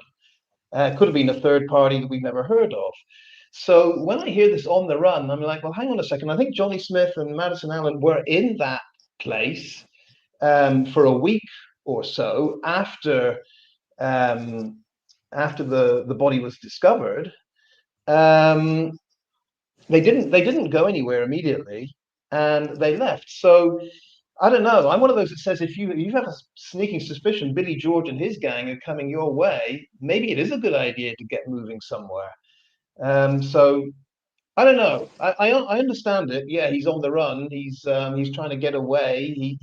Some people are saying he must be guilty. No, I mean there are many reasons you go on the run. You can go on the run because you don't trust the justice system or the Guardia Civil, or you think Billy George's gang are after you. Do you see my point there? The whole on the run thing. Maybe not. Yeah. One thing I was going to ask you, what do you feel about Johnny Smith's mum apparently being targeted by Billy? And also, I saw a picture, I don't know whether it's so, was there some sort of bomb planted near to a car or something? Did you hear that? Yeah, I didn't hear the details of it, but a pipe bomb or something um, discovered didn't happen, and I'm not sure that was ever traced to anyone in particular, but it formed the background of this idea, this feeling that the George family and their associates were up to serious no good, trying to target Dawn Smith. And let me just point this out. That is a terrible thing because the last time I checked, to be the mother of someone who may or may not be charged with a crime is not a crime. And even if you think Dawn Smith is fully supporting her son, and you suspect that Johnny Smith is guilty, it is still way, way off the straight and narrow to start targeting her for anything.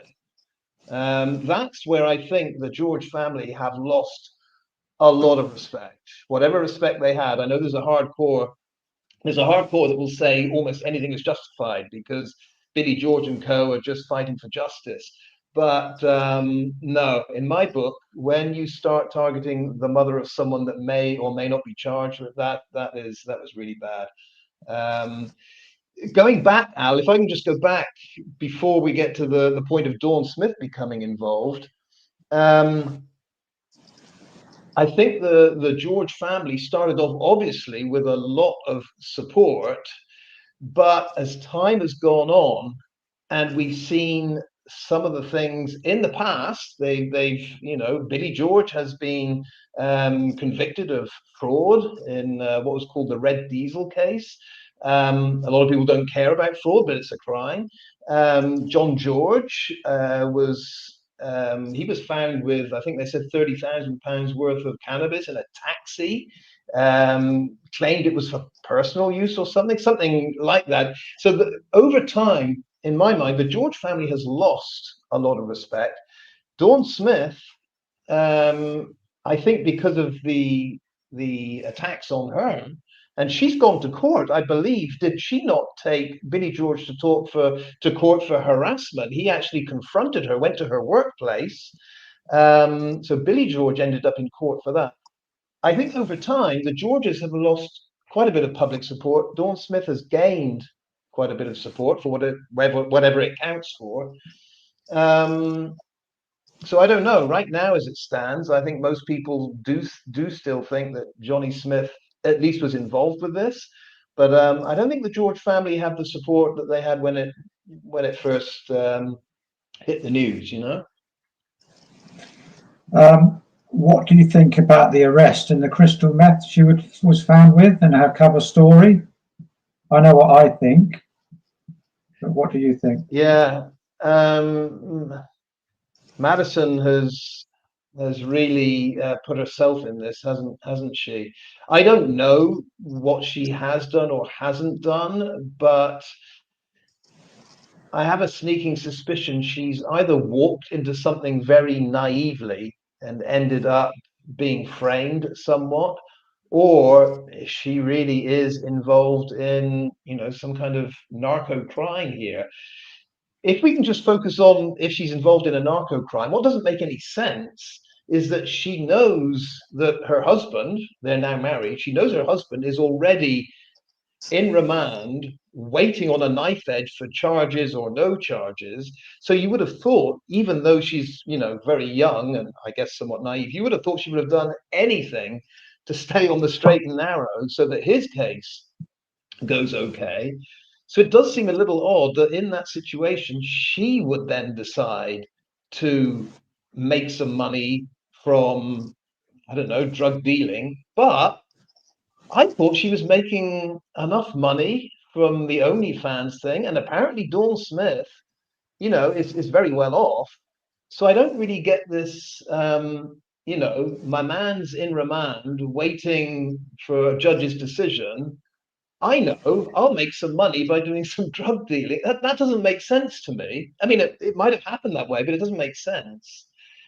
Her story is that she was threatened, that some guy who I think she hasn't named, doesn't even know, came up to her and showed her photos of her family and said, we know where your family are, we can do this, we can do that, basically threatening her. Her story is that guy effectively made her transport this stuff, and of course she was caught. Now, is that possible? It's entirely possible, given the background to this crime. But then again, I don't know. I don't know what to believe here. What's your gut instinct? She was framed, or she really is one of those that does this kind of thing? Gut instinct. How stupid is that? So your husband's in remand in a Spanish prison. You're going to carry on, especially with a Class A drug. Surely you just keep yourself quiet, keep online, keep making the money on the OnlyFans. Why on earth would you risk everything? Gunpoint? I don't believe that. She's got certain connections. She would be involved in, perhaps her other half would be involved in pointing the gun at someone. She's got a story and she's got to get herself out of it. Presumably it could carry an awful lot of time in prison for her. We still don't know what's happened with Johnny, but I think he'd go down for something, is my gut instinct. I think she's going to go down for something. How is she going to get herself out of this now? It's just bizarre, isn't it? It really is bizarre. And I'm surprised the girl that was with her, and I'm surprised it hasn't been leaked online of who that is. Somebody must know her. I've seen one or two names, but I mean, it's just rumor as far as I can tell. There's been nothing that I've seen officially or in any article that has named that other person. I mean, obviously that's key. Who is this other girl? How do they know each other? And also, where were they coming from? I don't think that's being explained at all. Where did they go? Where were they coming from? Those very important details have not been released. So kind of typical Spanish style, we're left in the dark somewhat. We're guessing, but it doesn't add up at all. you've also got in the background, remember that Dan McLeakin guy who at one point said, you know, he had some information, or he wished he had said something to the George family before the killing. He ended up being attacked. So we can't say that, you know, there isn't some kind of background threat out there. McLeakin, I think, was stabbed, went to hospital in Spain. I think he's now back in Ireland, but I think he's in jail. So I don't know how to put this. There's a rough lot out there, Al, that are well up for intimidation, violence, and whatever it takes. It wouldn't surprise me if it ended up that Madison was set up somehow. But I don't know. This is a really tough situation now with both of them in trouble with the law. Al, I wanted to switch and go back to this whole eternally on remand situation in Spain. Are you not flabbergasted that you can be arrested and effectively imprisoned? You're in a detention center, and then just wait in the Spanish system up to 2 years before any charge. And it can be, I believe, if they ask for an extension, it can be up to 4 years where you are just essentially waiting to find out if there is a charge coming. I really don't understand how that is just in any way. Yeah, I watched the Irish channel. I don't know if you can put it in the chat what it's called. The Irish channel. They're very good, and they said the Spanish system works is judge led and works in a completely different fashion than ours. So I really don't know how they operate. They're trying to find out information while he's in remand. I'm thinking that they must be. He gave his phones, didn't he, and gave the pass. I don't know why they needed the password for the phone. I thought they did that remotely anyway and checked all the data. So presumably, we presume, but we know what the police are like. We would presume they've been looking into everything, all his contacts, all his data on his phone and hers, and looking for some sort of clue, etc. Some people were saying that Maddie was framed, possibly by the family. Courts said by the family. Prideful Fool said she could make loads of cash on OnlyFans. It doesn't make sense to carry the drugs. So are we? I don't know. Do we think the family framed her to give her a sentence as well, or somebody else? I don't know. It just seems right up their street that they would get involved in crystal meth, which is kind of fashionable, isn't it? I think it's still fashionable.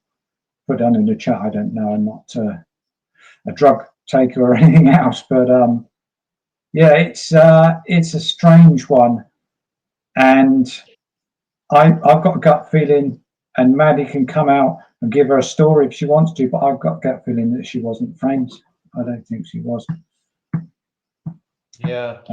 I think I told you in a previous conversation when we talked about this, that I would imagine that Maddie has been told by a lawyer not to appear on something like this. Now, having said that, she is an incredibly confident young thing, and she loves her social media. It wouldn't surprise me at all if Maddie did want to join us and state her case. But from a legal standpoint, especially as she's in limbo now, not knowing where her case goes, I would imagine her lawyers said you've got to, say nothing at the moment. But I'll do that for you. I'll get a message to her and find out if she would like to join us next time and state her case. It would be fascinating to hear. I just feel that it is very, very harsh when the police in Spain have said the case is closed. They're not expecting, the investigation is over. They are not expecting any new information. There is no one else they are looking at in this case. The investigation is closed. It is all up to this judge, and it has been for months now, month after month. This one judge has to come to a yes or no decision. Yes, we are going to charge Johnny Smith with a crime, or no. And the no could still be, released on bail with conditions. So he's still like Michael Mali. Michael Mali is in that, the other suspect. He is on bail, signing in, I think, every week or so. That could still happen. But what really flabbergasts me is month after month, this judge can't come to a decision or yes or no. And I would have thought, logically, that if this were some kind of slam dunk, watertight case, things would have moved a lot quicker, and Johnny Smith would have been charged with murder, homicide, or whatever the appropriate charge would be, and things would have got rolling a long time ago. Now, Alison Morris, who is the the main journalist covering this, I think she works with Belfast Telegraph. She came out the other day and said, well, the Spanish court system, they're off all summer. Well, that's absolute nonsense. August, like in Italy and France, many Mediterranean countries basically have August off. But even then, for the very serious cases, it doesn't just freeze every single case. It's still a system that's working. So it's not true that all summer the court or the judge hasn't been looking at this. I think I'll just come out and say it. I think the judge is really stuck here, and I think the problem with the judge is there isn't enough, from what the judge can see, to come out and charge Johnny Smith with what the mob in Belfast and probably most of Ireland want, and that is a murder charge. So I just have a feeling the judge is very, very hesitant, because it's going to look pretty bad that after all of this, can you imagine if Johnny Smith is released and the judge says, well, there's no charge? I think, there might be rioting in the streets of Belfast, and Billy and his boys will be flying over to Spain to get their own form of justice if that happens. And yet, month after month goes by, and this judge doesn't seem to be able to come up with a charge. It is, to me, it's really weird. What do you think? Yeah, it's crazy. My gut feeling is I don't think they'll ever be able to pin that murder on Johnny Smith. There's just not enough evidence to go on. They bungled to start with. They didn't look straight at. They didn't investigate straight away. Forensic with the car. Johnny, you're not a rocket scientist, are you? You had forensics all over that car, in my opinion. You didn't jump on that quick enough. But, however, we know how the Spanish work, and they do work differently. I think they've pinned something on him. I think they've pinned something on Madison as well. I think he gets some time. I think he's aware of that. If he gets 10 years, maybe 15 years out in 7, he'd call that a result, and he can carry on. Maybe he's got people working for him. I presume he's not working alone, nor is she. So I presume they've got a business going, whether that's fronted up by the gyms, or that he had a gym, or he's thinking of money laundering, isn't he? He's probably doing that already. So he's got a business to come out to. So that's working in the background. So that's my mind. That's how I'm thinking. But he could go scot-free and walk scot-free. Perhaps they seem to have money. Perhaps money's passed around, and perhaps he will. I presume he's got a very good brief, a very good lawyer.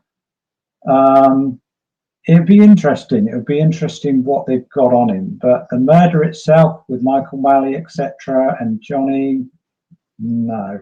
My gut feeling is somebody else on the outside involved. That's what I can't say for sure. I cannot say that for sure. How do you feel? Do you think somebody else shot John George? Yes, I do, in short. And this has been my problem from day one with this case. It never looked to me like, I mean, I don't know Johnny Smith. I mean, we've seen a little bit about his past, and we've heard him talk, but he just doesn't seem the type to me that would know how to do this the way it was done. Because let's not forget, John George was beaten, stabbed in the leg. shot in the face, shot, you know, all over. To me, that kind of reeks of some kind of punishment killing that may well have replicated what happened to some other guy in some other gang. Because I don't get how. Let's just suppose here, Al, that Michal Malley and Johnny Smith planned this together. Let's say they're both involved. Who's the accomplice? Who's the trigger man? I don't know. But let's say they planned to get rid of John George for whatever reason. I really don't get the whole, hey, let's beat him up first. Okay. Hey, I've got an idea. Now let's stab him in the legs. That special stabbing thing you can do where they can't run away. Okay, let's do that. All right. Now I can tell you what, I've got another idea. Let's shoot him so he dies. This just seems beyond the likes of Johnny Smith. Now, Michal Malley, ex-French Foreign Legion, the kind of guy that would have been trained to stab someone in the right place so they can't run away. Maybe. But to me, probably third party, someone along the line. I mean, we've had Russian cartel mentioned. In that part of Spain, there's a whole bunch of Irish, the Kinahans, the Irish gangs as well. There's loads of candidates, absolutely loads of candidates that could fulfill that role of, you know, if you want a revenge killing, any one of them could have been up for this. And it's just the way he died and the way the body was dumped there. Let me go off on a bit of a tangent here. I also said from day one, that location smacks to me of someone killing, and then it's right by the autopista, the highway that goes to the airport. Literally getting the job done. 30 minutes later, you're in the airport. You've flown out of the country. It didn't smack to me of Malley and Johnny Smith doing this. And then what? Driving back home and pretending life was all normal, and Johnny Smith hanging around for a week before he decides to go on the run. None of that really fits together very well. And I've just got the feeling this judge is in that position where I think it's a she, I think the judge is looking at this thinking, okay, there's some kind of evidence, some kind of circumstantial evidence maybe, but I think the judge is thinking how this was done to fit these two at all. And also, Aldon, keep in mind that if we're looking at this from Johnny Smith's side of things, it wasn't Johnny Smith that was showing John George photos of guns that were imported from Slovakia. That was Michal Malley. It wasn't Johnny Smith that gave John George a gun and said, you know, how do you feel this? Because we've got this video where John George is holding a gun and it's Michal Malley that's talking to him. So to me, from the evidence we've seen, what little evidence we've seen, it seems like John George, guns, and sort of gangster activity seems to be between Michal Malley and John George. I really don't see how Johnny Smith fits into this. So is it possible that Johnny Smith is kind of involved just because John George stayed with him? I haven't seen anything that indicates that Johnny Smith had any reason to do anything to John George. I mean, I think Johnny Smith at least knows something. He must be involved somehow. I can't believe he's totally ignorant of what was going on, but it may be Johnny Smith has someone way above him, some mafia boss that is pulling Johnny Smith's strings somewhat. I don't know. And maybe Johnny Smith is very, very scared to say anything. But you know what I mean? It doesn't seem how John George was killed doesn't seem to fit the person I look at when I see Johnny Smith somehow. Yeah.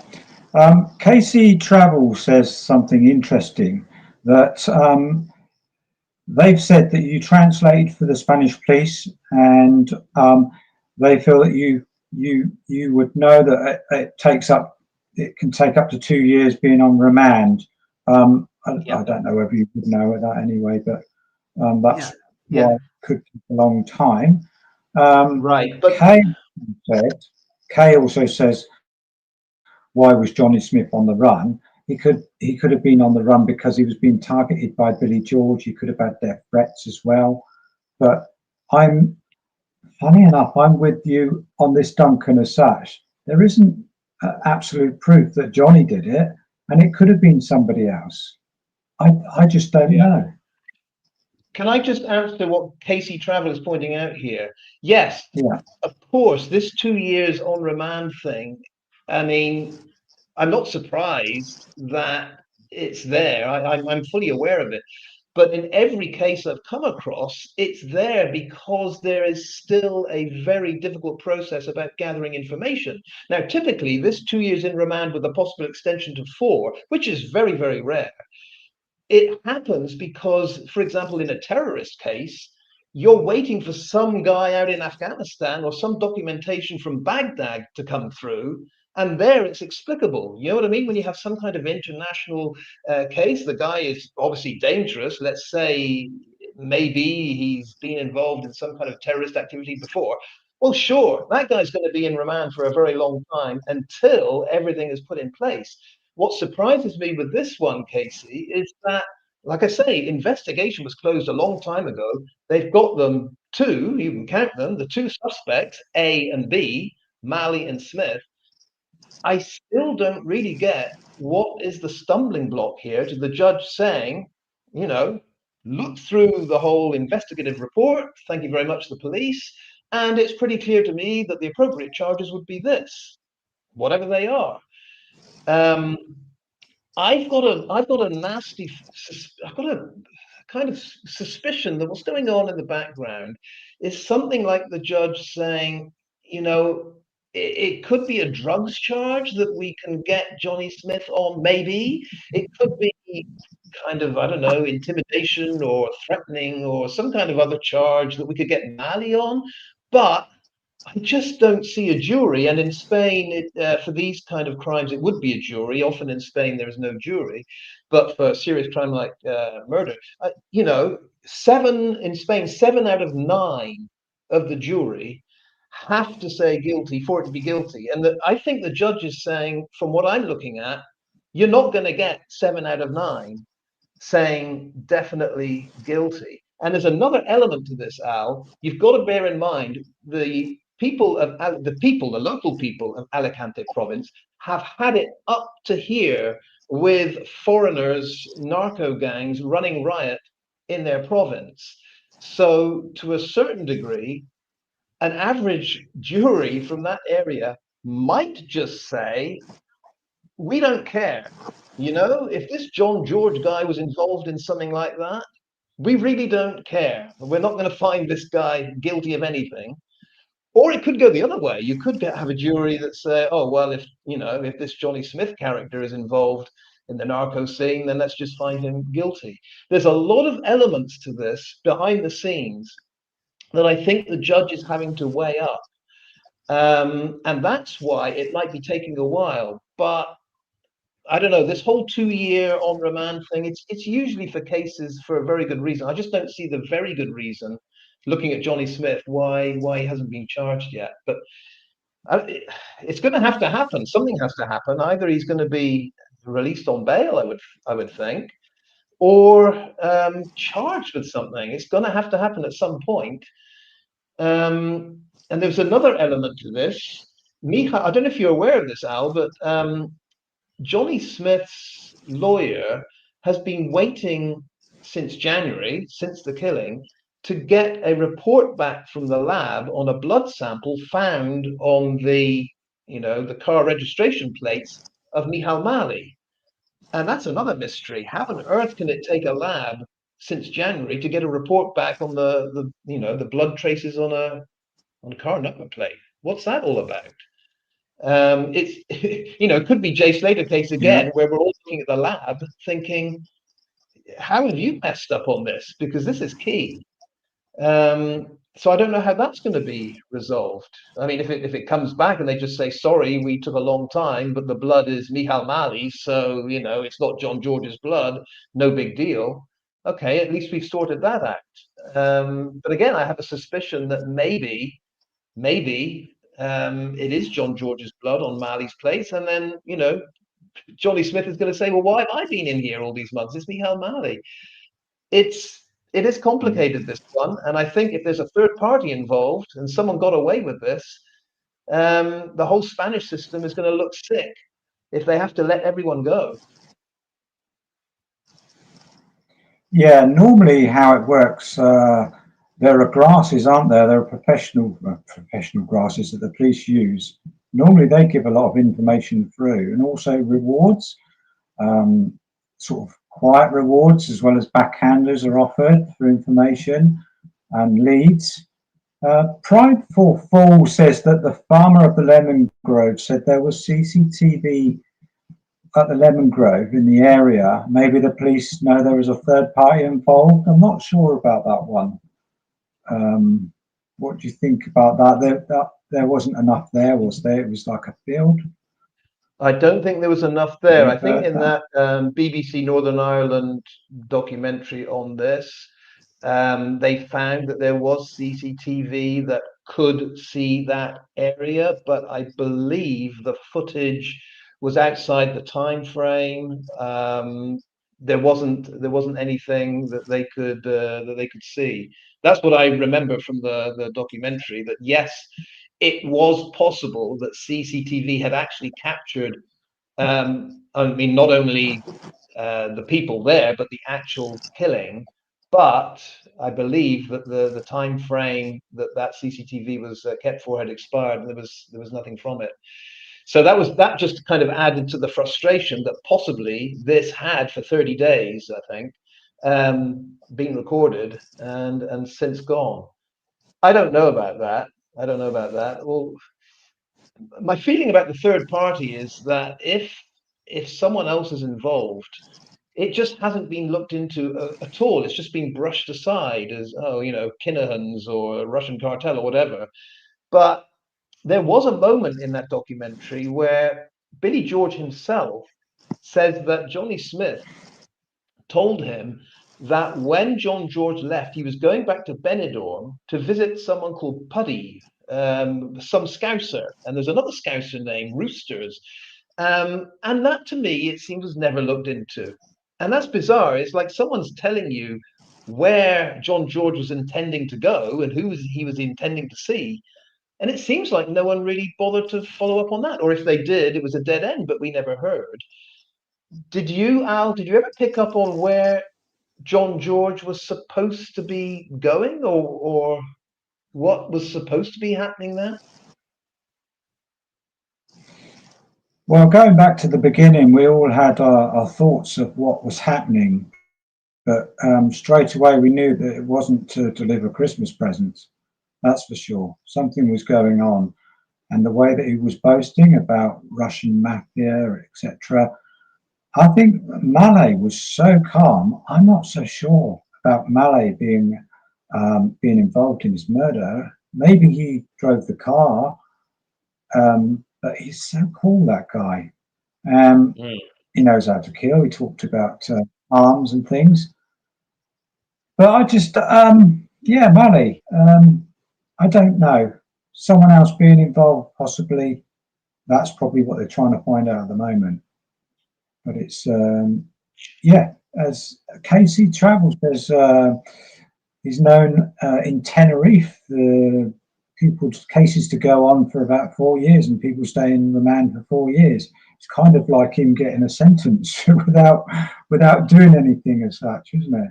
It's strange. That is the other thing that's in the back of my mind is that, again, with this remand system, it could be a very cynical way for the judge to please both parties here, saying, I'm not going to release him. I'm not going to give him bail. Johnny Smith's going to stay here, and I'm going to stay on the fence, considering charges. But I do have this 4-year window whereby it could act as a kind of sentence in itself.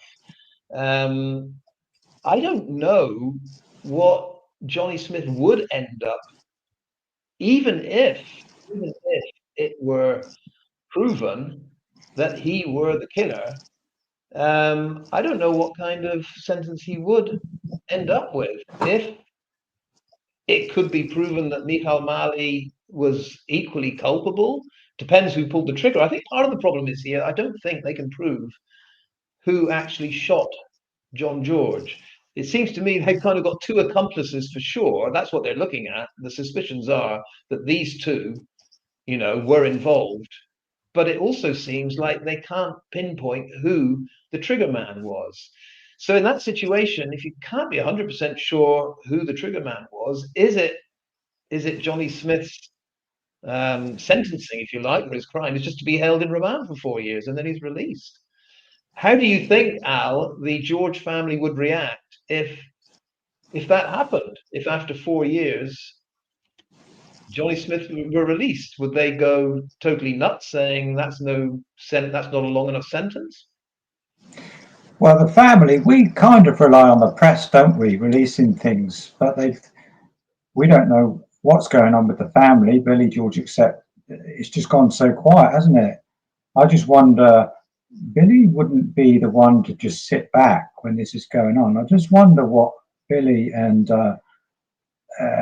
what's his name, Daniel? Is it Daniel? I just wonder what they're doing. I just wonder what's going on in the background. And it's bizarre. It's bizarre to start with that something was happening, something was going through court, wasn't it? And it just failed with people losing their bottle. Or who's the guy you said got drunk? What's his name? Dan McMeekin. Yes, Dan McMeekin. Him kind of cowering away and getting drunk. I know Haley was involved in speaking to him on the channel, and she was adamant he needs to push this forward. He needs to push this forward. He didn't do any favours, did he, when he went to court, from what he knows. So it'd be interesting to see if Dan comes out and says anything. Has he been threatened? I would presume so. I'm not permitted to presume things, but I would say he's been threatened. Or even better, a better way to deal with somebody, keeping them quiet, is to pay them off. Especially if you've got money through dealing, you're going to pay them off, and they're going to shut up. So I wonder whether that's happened or not, because he could have pinpointed. Yeah. He would have known. He would have said, "Yeah, he shot him. Yeah, I'll testify." Yeah. If I can just mention one other big frustration with this case, again similar to the Jay Slater case, I think the level of reporting, what the media have done with this, is absolutely appalling. It has been covered very badly, and I don't hold back from saying Alison Morris has done a really bad job in many areas of this, because she seems to be the lead person, the Belfast Telegraph, lead person on this. I still don't know, and I don't think anyone knows, starting at the beginning, how John George got from Ireland to Spain. Talk about starting at the beginning and not getting any information. Originally, we were told December 4th, I think, was his departure date. And then Guardia Civil said that he arrived in Spain December 6th. And they said he arrived in Spain. They didn't say he landed. I kicked up a kerfuffle about this, saying, come on, this is ridiculous. And I said, where is the George family, just to come out and tell us that John George, for example, flew from Belfast on EasyJet, arrived in Alicante on the 4th of December. End of. But we never got that from anyone. We never got Alison Morris going back to the George family saying, well, when did he fly out? All we got was this absolute twaddle about, oh, the poor family man has gone over to spend some holiday time with friends in Alicante. Okay, well, if that's the way you're going to start off this story, how do you then address it when a few weeks later we see video of John George looking at guns imported from Slovakia and an French Foreign Legion guys putting one in his hand? That doesn't really look like a family man getting ready to go back to Ireland to spend Christmas with his two kids. Not in my book. So I think the whole media coverage from day one was nonsense. They haven't tried to correct anything. And people like me are still out here saying, well, so how did he get out there? What day did he arrive? Spanish police are saying December 6th. Everyone in Ireland seems to be saying December 4th. How can this still be a mystery? It doesn't make any sense. And you surely remember, Al, the whole weird thing about the return ticket, that John George was already dead, apparently, when his return ticket was purchased. He was supposed to come back, I think, on December 18th, but he was dead on the 14th. And I think the the booking reference and all that was between the 14th and the 18th. Now, I would have thought, I know I'm having a good go at Alison Morris here, but I don't think she's cleared this up. This was never cleared. And the John George family surely know this.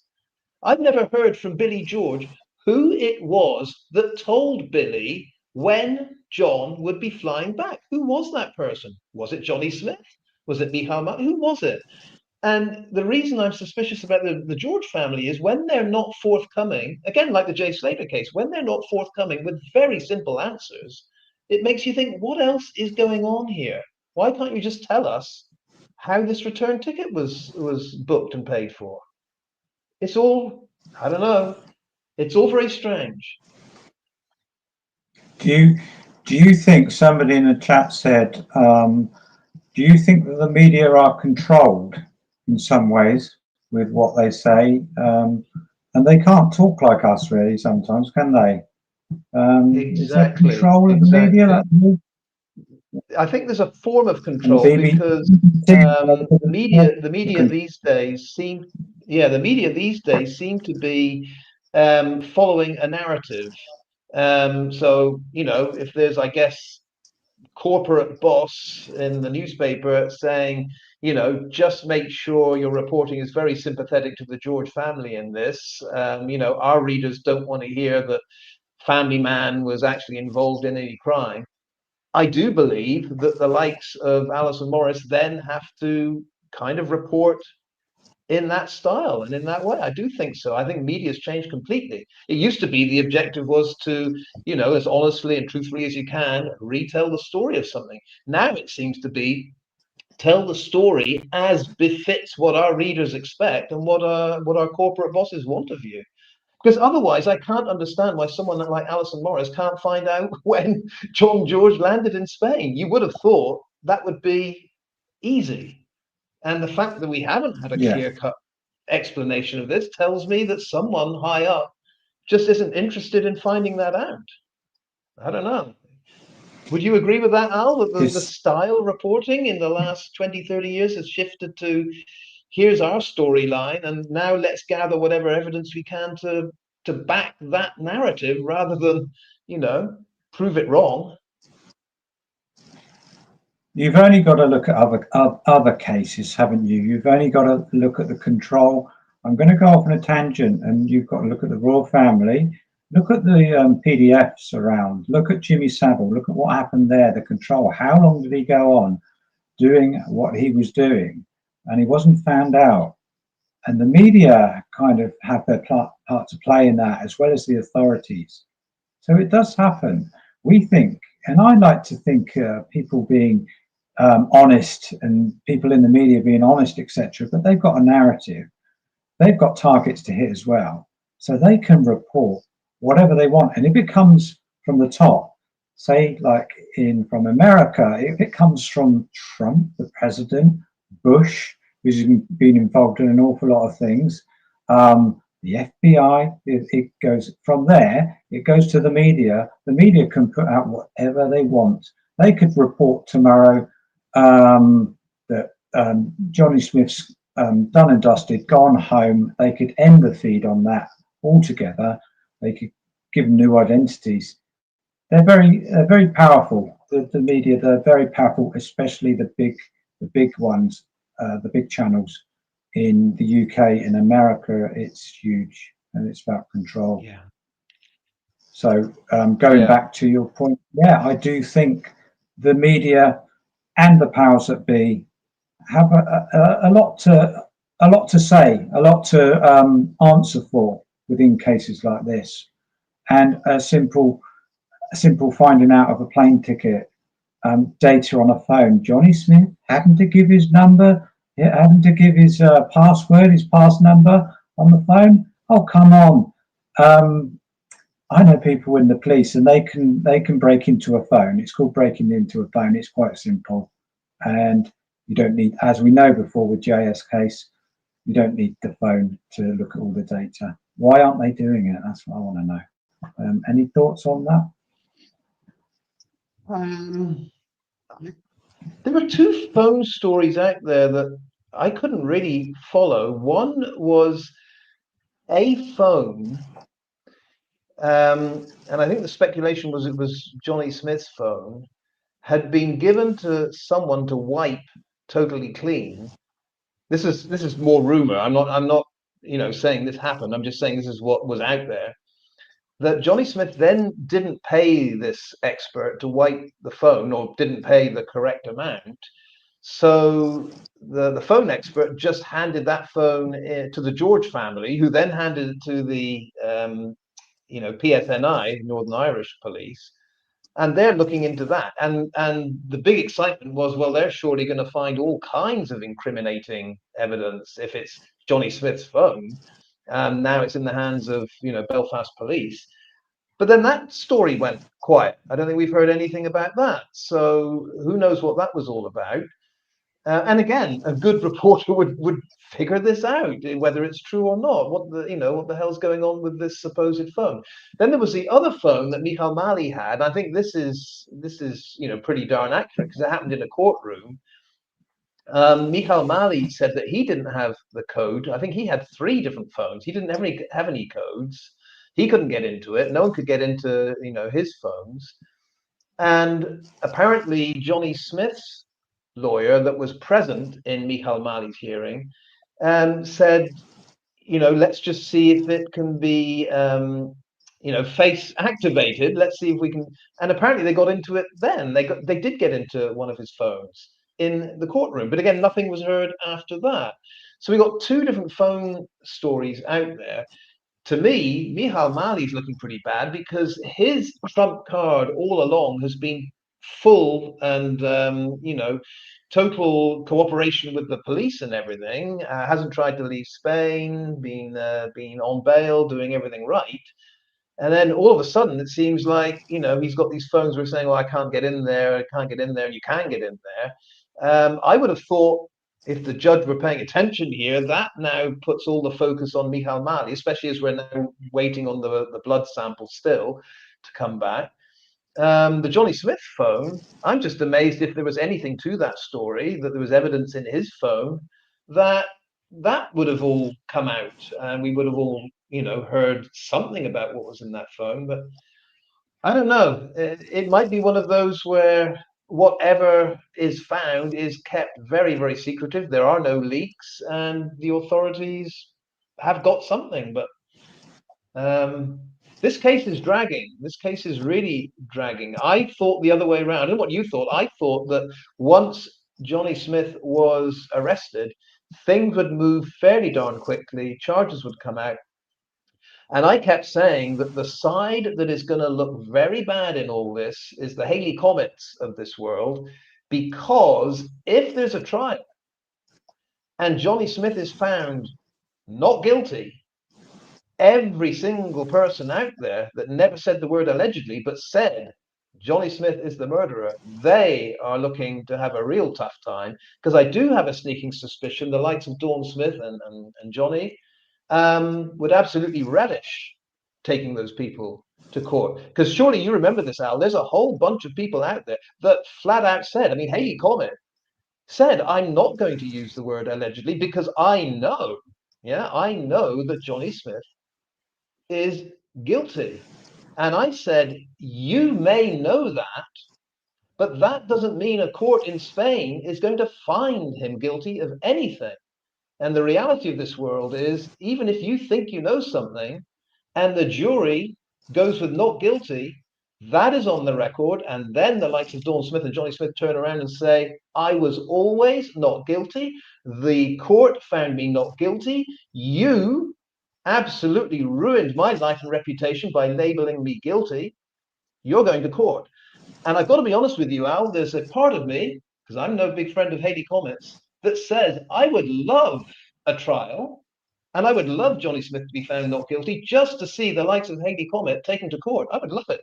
Because you don't, in the real world, you don't start saying someone is guilty of something and then just hope a trial goes in your favor. I think she really, really made big mistakes with that. Yeah, that's another story. But she was trying to push Dan McMeekin in to to go in and give him evidence, etc., and he cocked things up. But yeah, I wouldn't say there was 100% evidence. She talks to people, more people as such that are involved as such, like Dan McMeekin. She's also spoke to Maddie before as well. I believe Maddie's been on as well. I think that's the case. So there is a bit of a circle there. I think they use TikTok a lot. So she's given a point, and she's been given her opinion, and she's quite strong on that. I do respect that. I did stick up for her when Johnny Smith was talking about hand grenading. Well, not hand grenading as such. I think he was trying to ward her off, but he didn't present the threat up front himself. He was just saying, you know, you're accusing me of this, that, and the other things can happen to you. He said, I'm not going to do it, but this can happen to you. I sort of jumped to her defense on that a bit daft, but Yeah. it's just interesting to see what happens, what happened to the phones. Casey Travel said that they could be looking into the phones, and then on the second night, somebody said that they're using encrypted phones. I think they'd be stupid, being a dealer. He had 2 or 3 phones, didn't he? That's what they found. Maddie had 2 or 3 phones. It'd be stupid not to encrypt messages except and have one phone. So surely they're going to cover them. If Duncan, if you got into dealing, you were dealing with crystal meths, you'd cover your phone, wouldn't you? You'd cover your phones. You know, Al, I don't even have a phone. I would use some method other than a phone. You don't answer it though, or use it. Oh dear. Yeah. It wouldn't be any good being a dealer then if you can't work a phone properly. Oh dear. No, maybe it would, because you wouldn't use it. I would be old school. How would you get? Meet me in the middle of the park where Would you no one get? can hear us. I'll talk there. I'm not going to talk on a phone. You'd have your own stall, wouldn't you? A market stall. Crystal meths for sale. I've not got any phone, but come and buy your crystal meths here. Oh dear, oh dear. Yeah, it's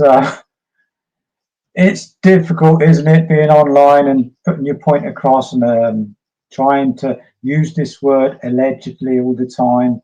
And in my opinion, yeah. I'm just looking, Al, at what Kay is saying here. Look Yeah. at this comment. Yes, Duncan, you can't just accuse people with no evidence. And that, Kay, is what I avoid doing. I don't accuse people of anything.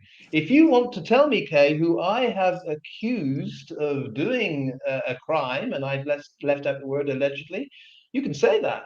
I mean, I have said, for example, that if you go to the Jay Slater case, that Lucy has lied. I think the evidence is there.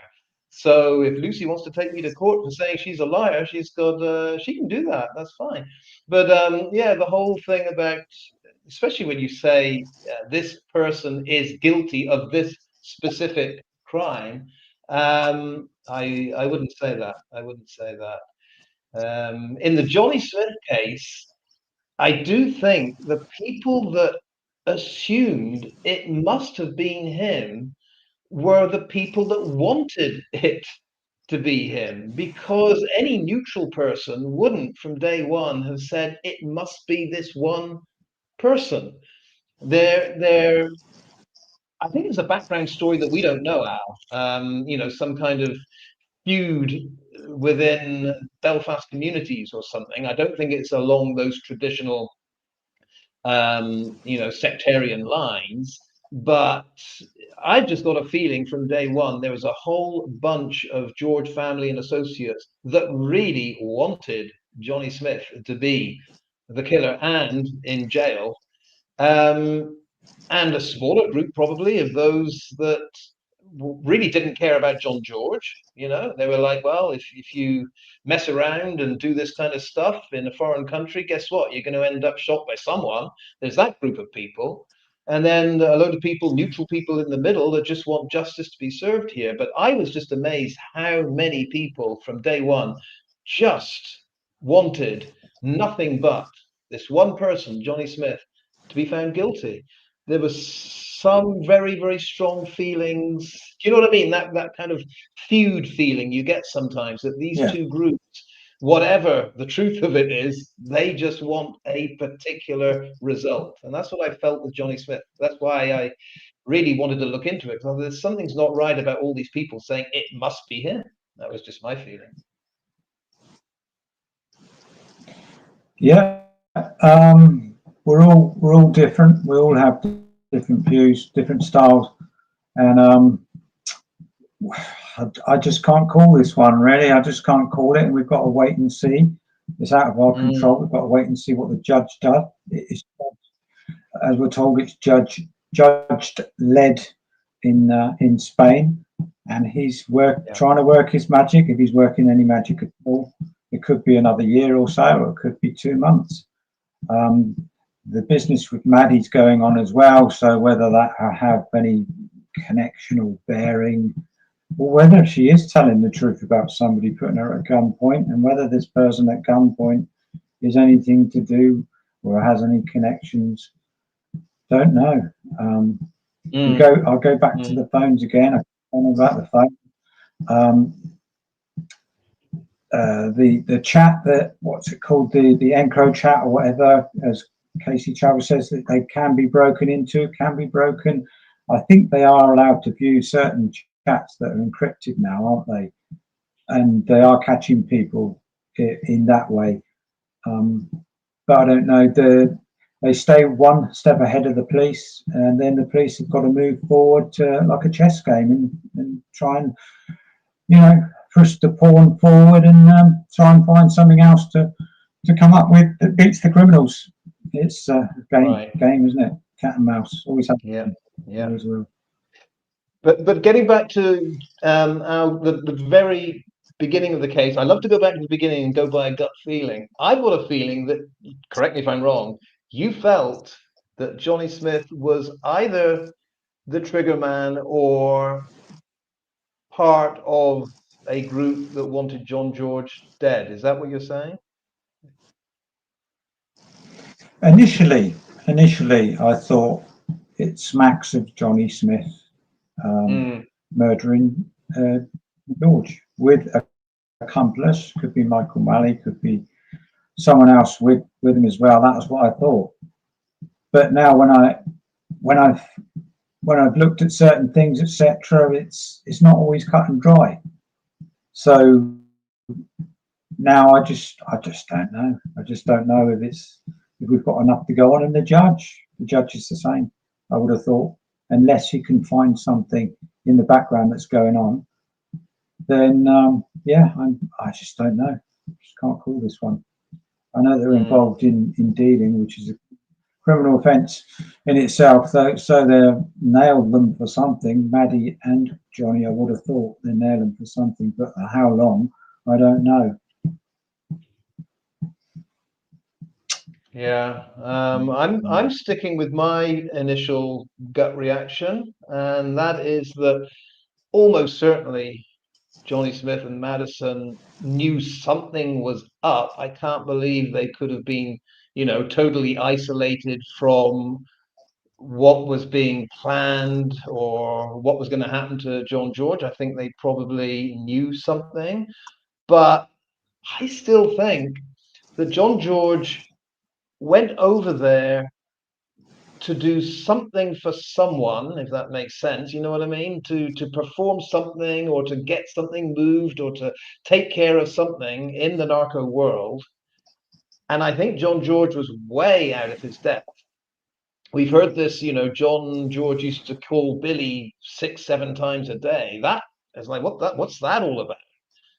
What grown man is doing that? It just seems to me that John George was not the type to pull off something big, if that was what he was charged with.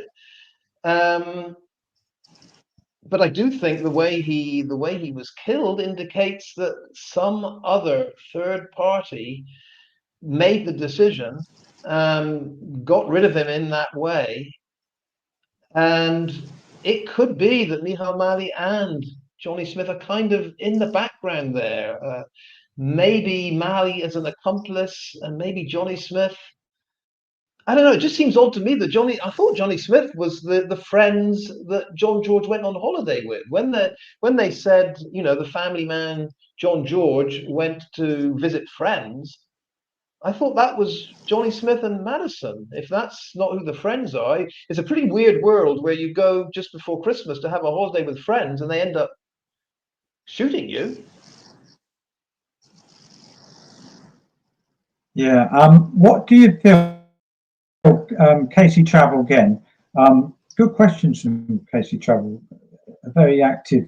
Do you think, we don't know really, I don't think, but do we think the killing was to do with drugs, or somebody emailed me, I didn't want to come out with it, but it was said that John George might have been and grassed somebody up in some way and had to go.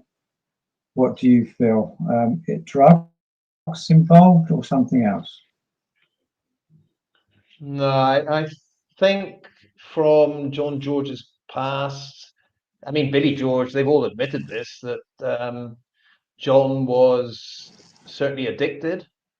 He had a serious drug past. I'm 90% sure that he was dealing. He was caught. I know it's cannabis, but he was caught with that load in a taxi. So I'm putting two and two together here and saying John George was involved in narco dealing, the narco world. I don't know.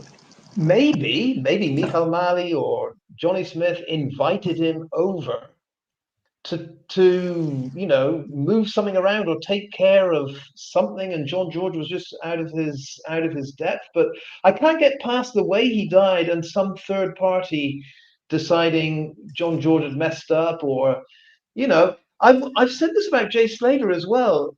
Sometimes the story is something we just don't know, like some mafia boss says, you owe us this amount of money, this is your debt, and this is the way you're going to pay it off, John George. You're going to take all of this back by boat to Ireland. The Kinahans will help you do this, but you've got to pay your debt off. And, John George, character-wise, seems to be the type that might have just mouthed off, I'm not doing that. You're not going to boss me around. And some of these people on the Costa Blanca that you're dealing with, they don't think twice about, well, if that's your answer, then, we'll say goodbye to you. I mean, who knows? It just seems odd to me that the guy that he was supposed to go on holiday with ended up shooting him. I know someone mentioned jealousy or whatever like that. There was that story out there that John George, came on or touched Madison in the wrong way, and Johnny Smyth lost his. I don't know. Would you lose your senses and your temper to the extent you drive someone to a lemon grove? And that still doesn't fit right with me. That things started off in a friendly way and they just ended up warring with each other, and John George lost his life. I still don't see that. But it is like the Jay Slater case. It's an absolute beast because we just don't know from all the other characters in the background here what was happening. And I come back to this whole media have let us down. If they'd really dug deep, we could have found out so much more, but it's vague. It's very vague. Yeah, I think I'm not sure about the jealousy aspect, possibly, but with Madison being involved, OnlyFans, and in porn with her partner Johnny, would they be the type that would be jealous of another guy? If she's up that up front and showing other people on camera. I don't think that is allegedly. I think that's reported to be the case. I don't know. I don't look at those sites, but yeah, I can rule out. I would say rule out any sort of jealous feud. It'd just be interesting to see what unravels. It will be interesting to see what unravels about the rugs that were found on Madison. And this is a case. Watch this space, isn't it? Really. Yeah, it is. And I'm guessing that Madison's case, because Johnny, seems to be in remand forever, I'm guessing Madison's case will come up first. And whatever happens there will be very, very illuminating, especially if she has no charges to face and it seems like her story kind of holds true, that she was forced into this. That would be fascinating. Similarly, if it is proven in a court of law that she is willfully dealing in crystal meth, that would be fascinating. That will give us a clue how their lifestyle was over there. So yeah, in a funny kind of way, I think we might get an indication of where this goes from what happens to Madison first. But yeah, watch this space. That's all we can do now. That's why I really haven't done very much with the John George case for a while. When it was accusation and allegedly and all this, I was really into it. But while Johnny Smyth is just in remand month after month, waiting for a judge, there's nothing really to report on it. Billy George is no longer, it seems, making a nuisance of himself and ending up in court for harassment or anything. It really has gone quiet on that front. So that's why I haven't had a lot to say about it. We just got to wait. If there's a trial, whether Madison or Johnny, actually go to trial, then I will be totally, and you probably will be both totally absorbed to see how this goes. But in the meantime, yeah, just waiting and watching. That's it. Yeah, Rachel Jones raises a good point that Johnny could be, even if he was let go, he could be on the run forever from the family, Billy George, etc., and the family. So if he's not caught, if he's let go, he'd be watched, and if he puts a foot wrong, then he'll be back in remand or back inside with a sentence. So yeah, he's probably going to he's probably going to have to move countries because if somebody knows where he is, he's going to be looking over his shoulder. Do you remember, Al, initially when they were speculating on where Johnny Smyth had gone, that people were saying he'd gone to Dubai, he was hiding out there. And I got to be honest, at that time, I thought Dubai, Thailand, wherever you go, has got to be better than anywhere in Europe. And I was surprised that he hadn't done that. Because again, given what seems to be a fairly affluent lifestyle and background that he's got, Madison, Dawn Smith, I would have thought the obvious thing to do if you just wanted to get away from the Billy George family and any potential charges is just go to a place where they're not going to extradite you. And there are places like that, places aplenty. And he didn't.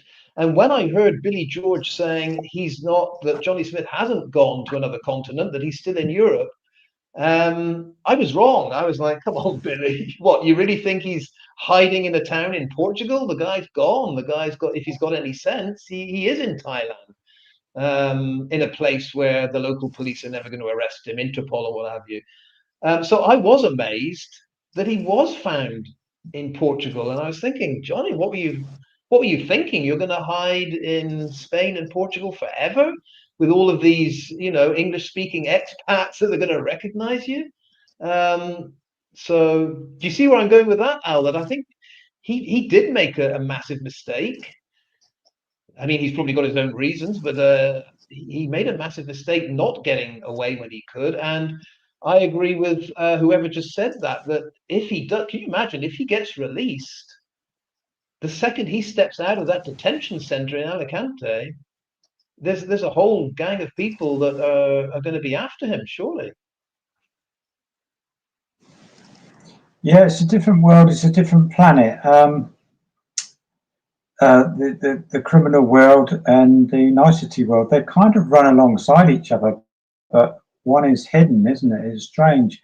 I had a buy to let over where they were in Gran Alicante, near Alicante, on the coast up from Torrevieja, and I didn't see any crime, etc. But it goes on, and to think that somebody got shot and killed in one of the lemon groves opposite the N332, I used to travel up that road quite a bit.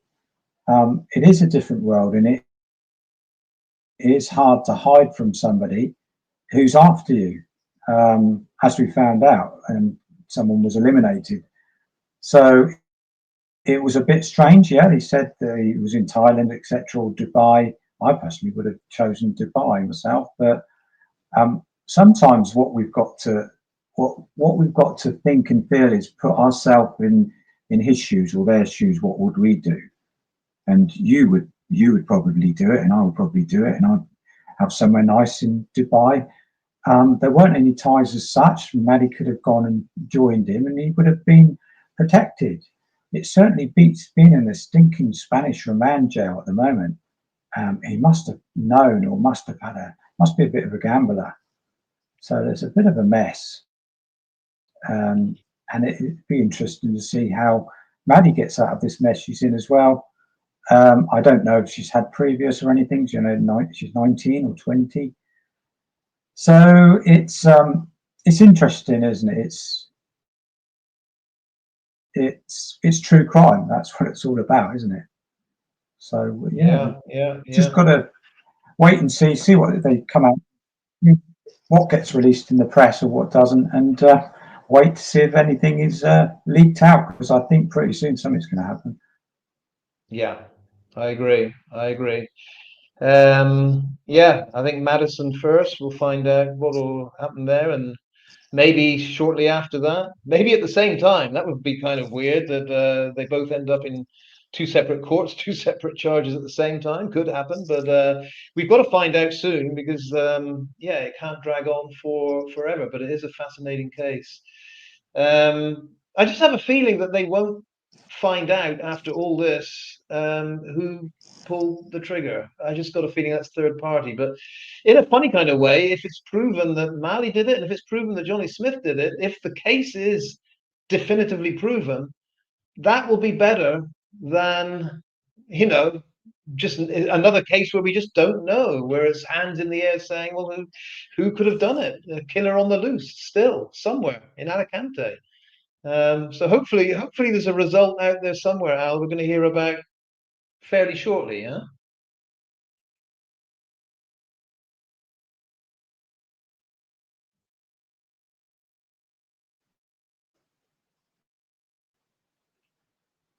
Did you disappear though? No, I'm still here, Al. I'm still here. I disappeared. Can I you don't know hear what me? happened there. Mm-hmm. Yeah, I can hear No, I you. was just I was just saying, Al, that hopefully we will get a result in this case whereby someone is, you know, found guilty definitively, so we can wrap it up, because I'm getting a little bit fed up of cases where it just ends up being a mystery and we all shrug our shoulders, say, well, who knows what happened there? You know, there's a killer on the loose somewhere, we didn't find him, and the suspects are gone. I have a feeling we will have a definite answer in this one. I don't know when, sooner rather than later, but I have a feeling we will get a decision somewhere along the line. We'll wait and see. I think if you've got nothing else to add, we could wrap that one up now. Let's wrap it up. And yeah, thank you for everyone. Thank you for everyone in the chat. It's less interest than the JS case. Obviously, that's why we've had a lot less in the chat. So 56 currently at the moment, but hopefully we've brainstormed that one and the Nicola Bulley case as well. We will come back to them probably, and also go over to Duncan. I have been watching, although I'm not talking about JS, I have been watching your videos aplenty, and they've been interested, and everyone else is interested as well.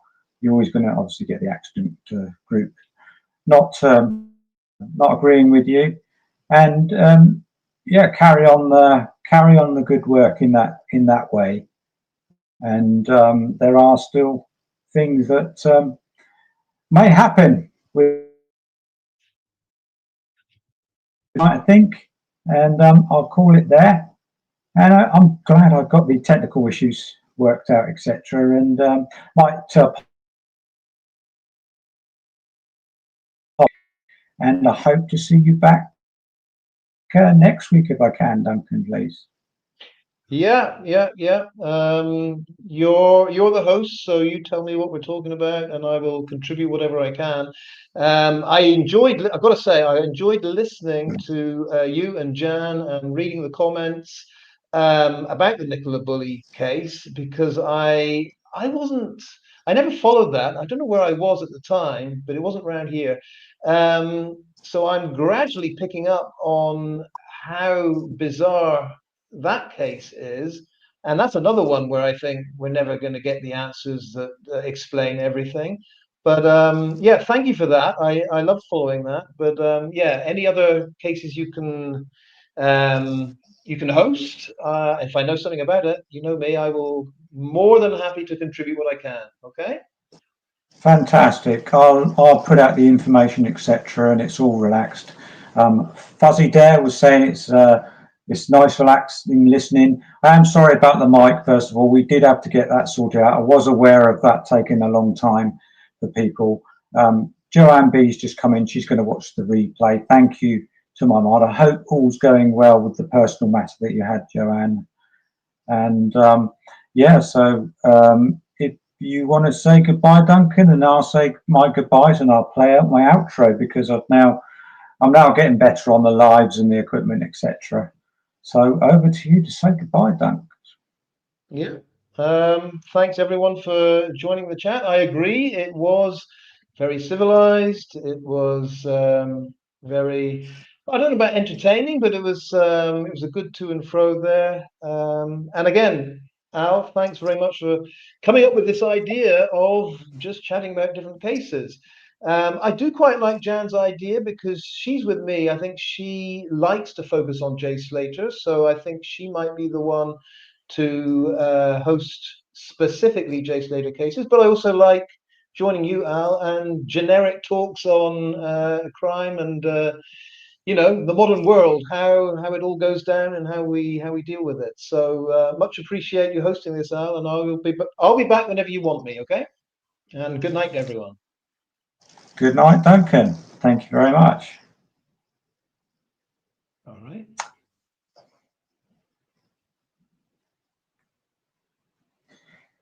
So it's been another good one, everybody. As I say, not as popular as the JS case, but I did give my reasons for that, for pulling out. But it's good that we do have people that want to talk about it, and we've all got difference of opinions. Whether you follow Nicola Bulley, John George, or any of the cases, we're just trying to brainstorm and find out what really happened. It is a mystery sometimes, and even when it's deemed as an accident, like in the Nicola Bulley case, new things come forward. Good luck to Peter Faulding, and I hope to watch Break the Ice in his interviews, further interviews that he's got coming up. And I will put the links of everyone I spoke about in the description, and please watch it back. And above all, everybody, take care. I'm glad you're well, and remember, when you lay your head down, don't have any nasty dreams. Thank you very much, everyone. Goodbye. Oh, just one word. There was a super chat the other day from Sheila. Thank you very much. If anyone's become a member or sent over a super chat, it is appreciated. Thank you.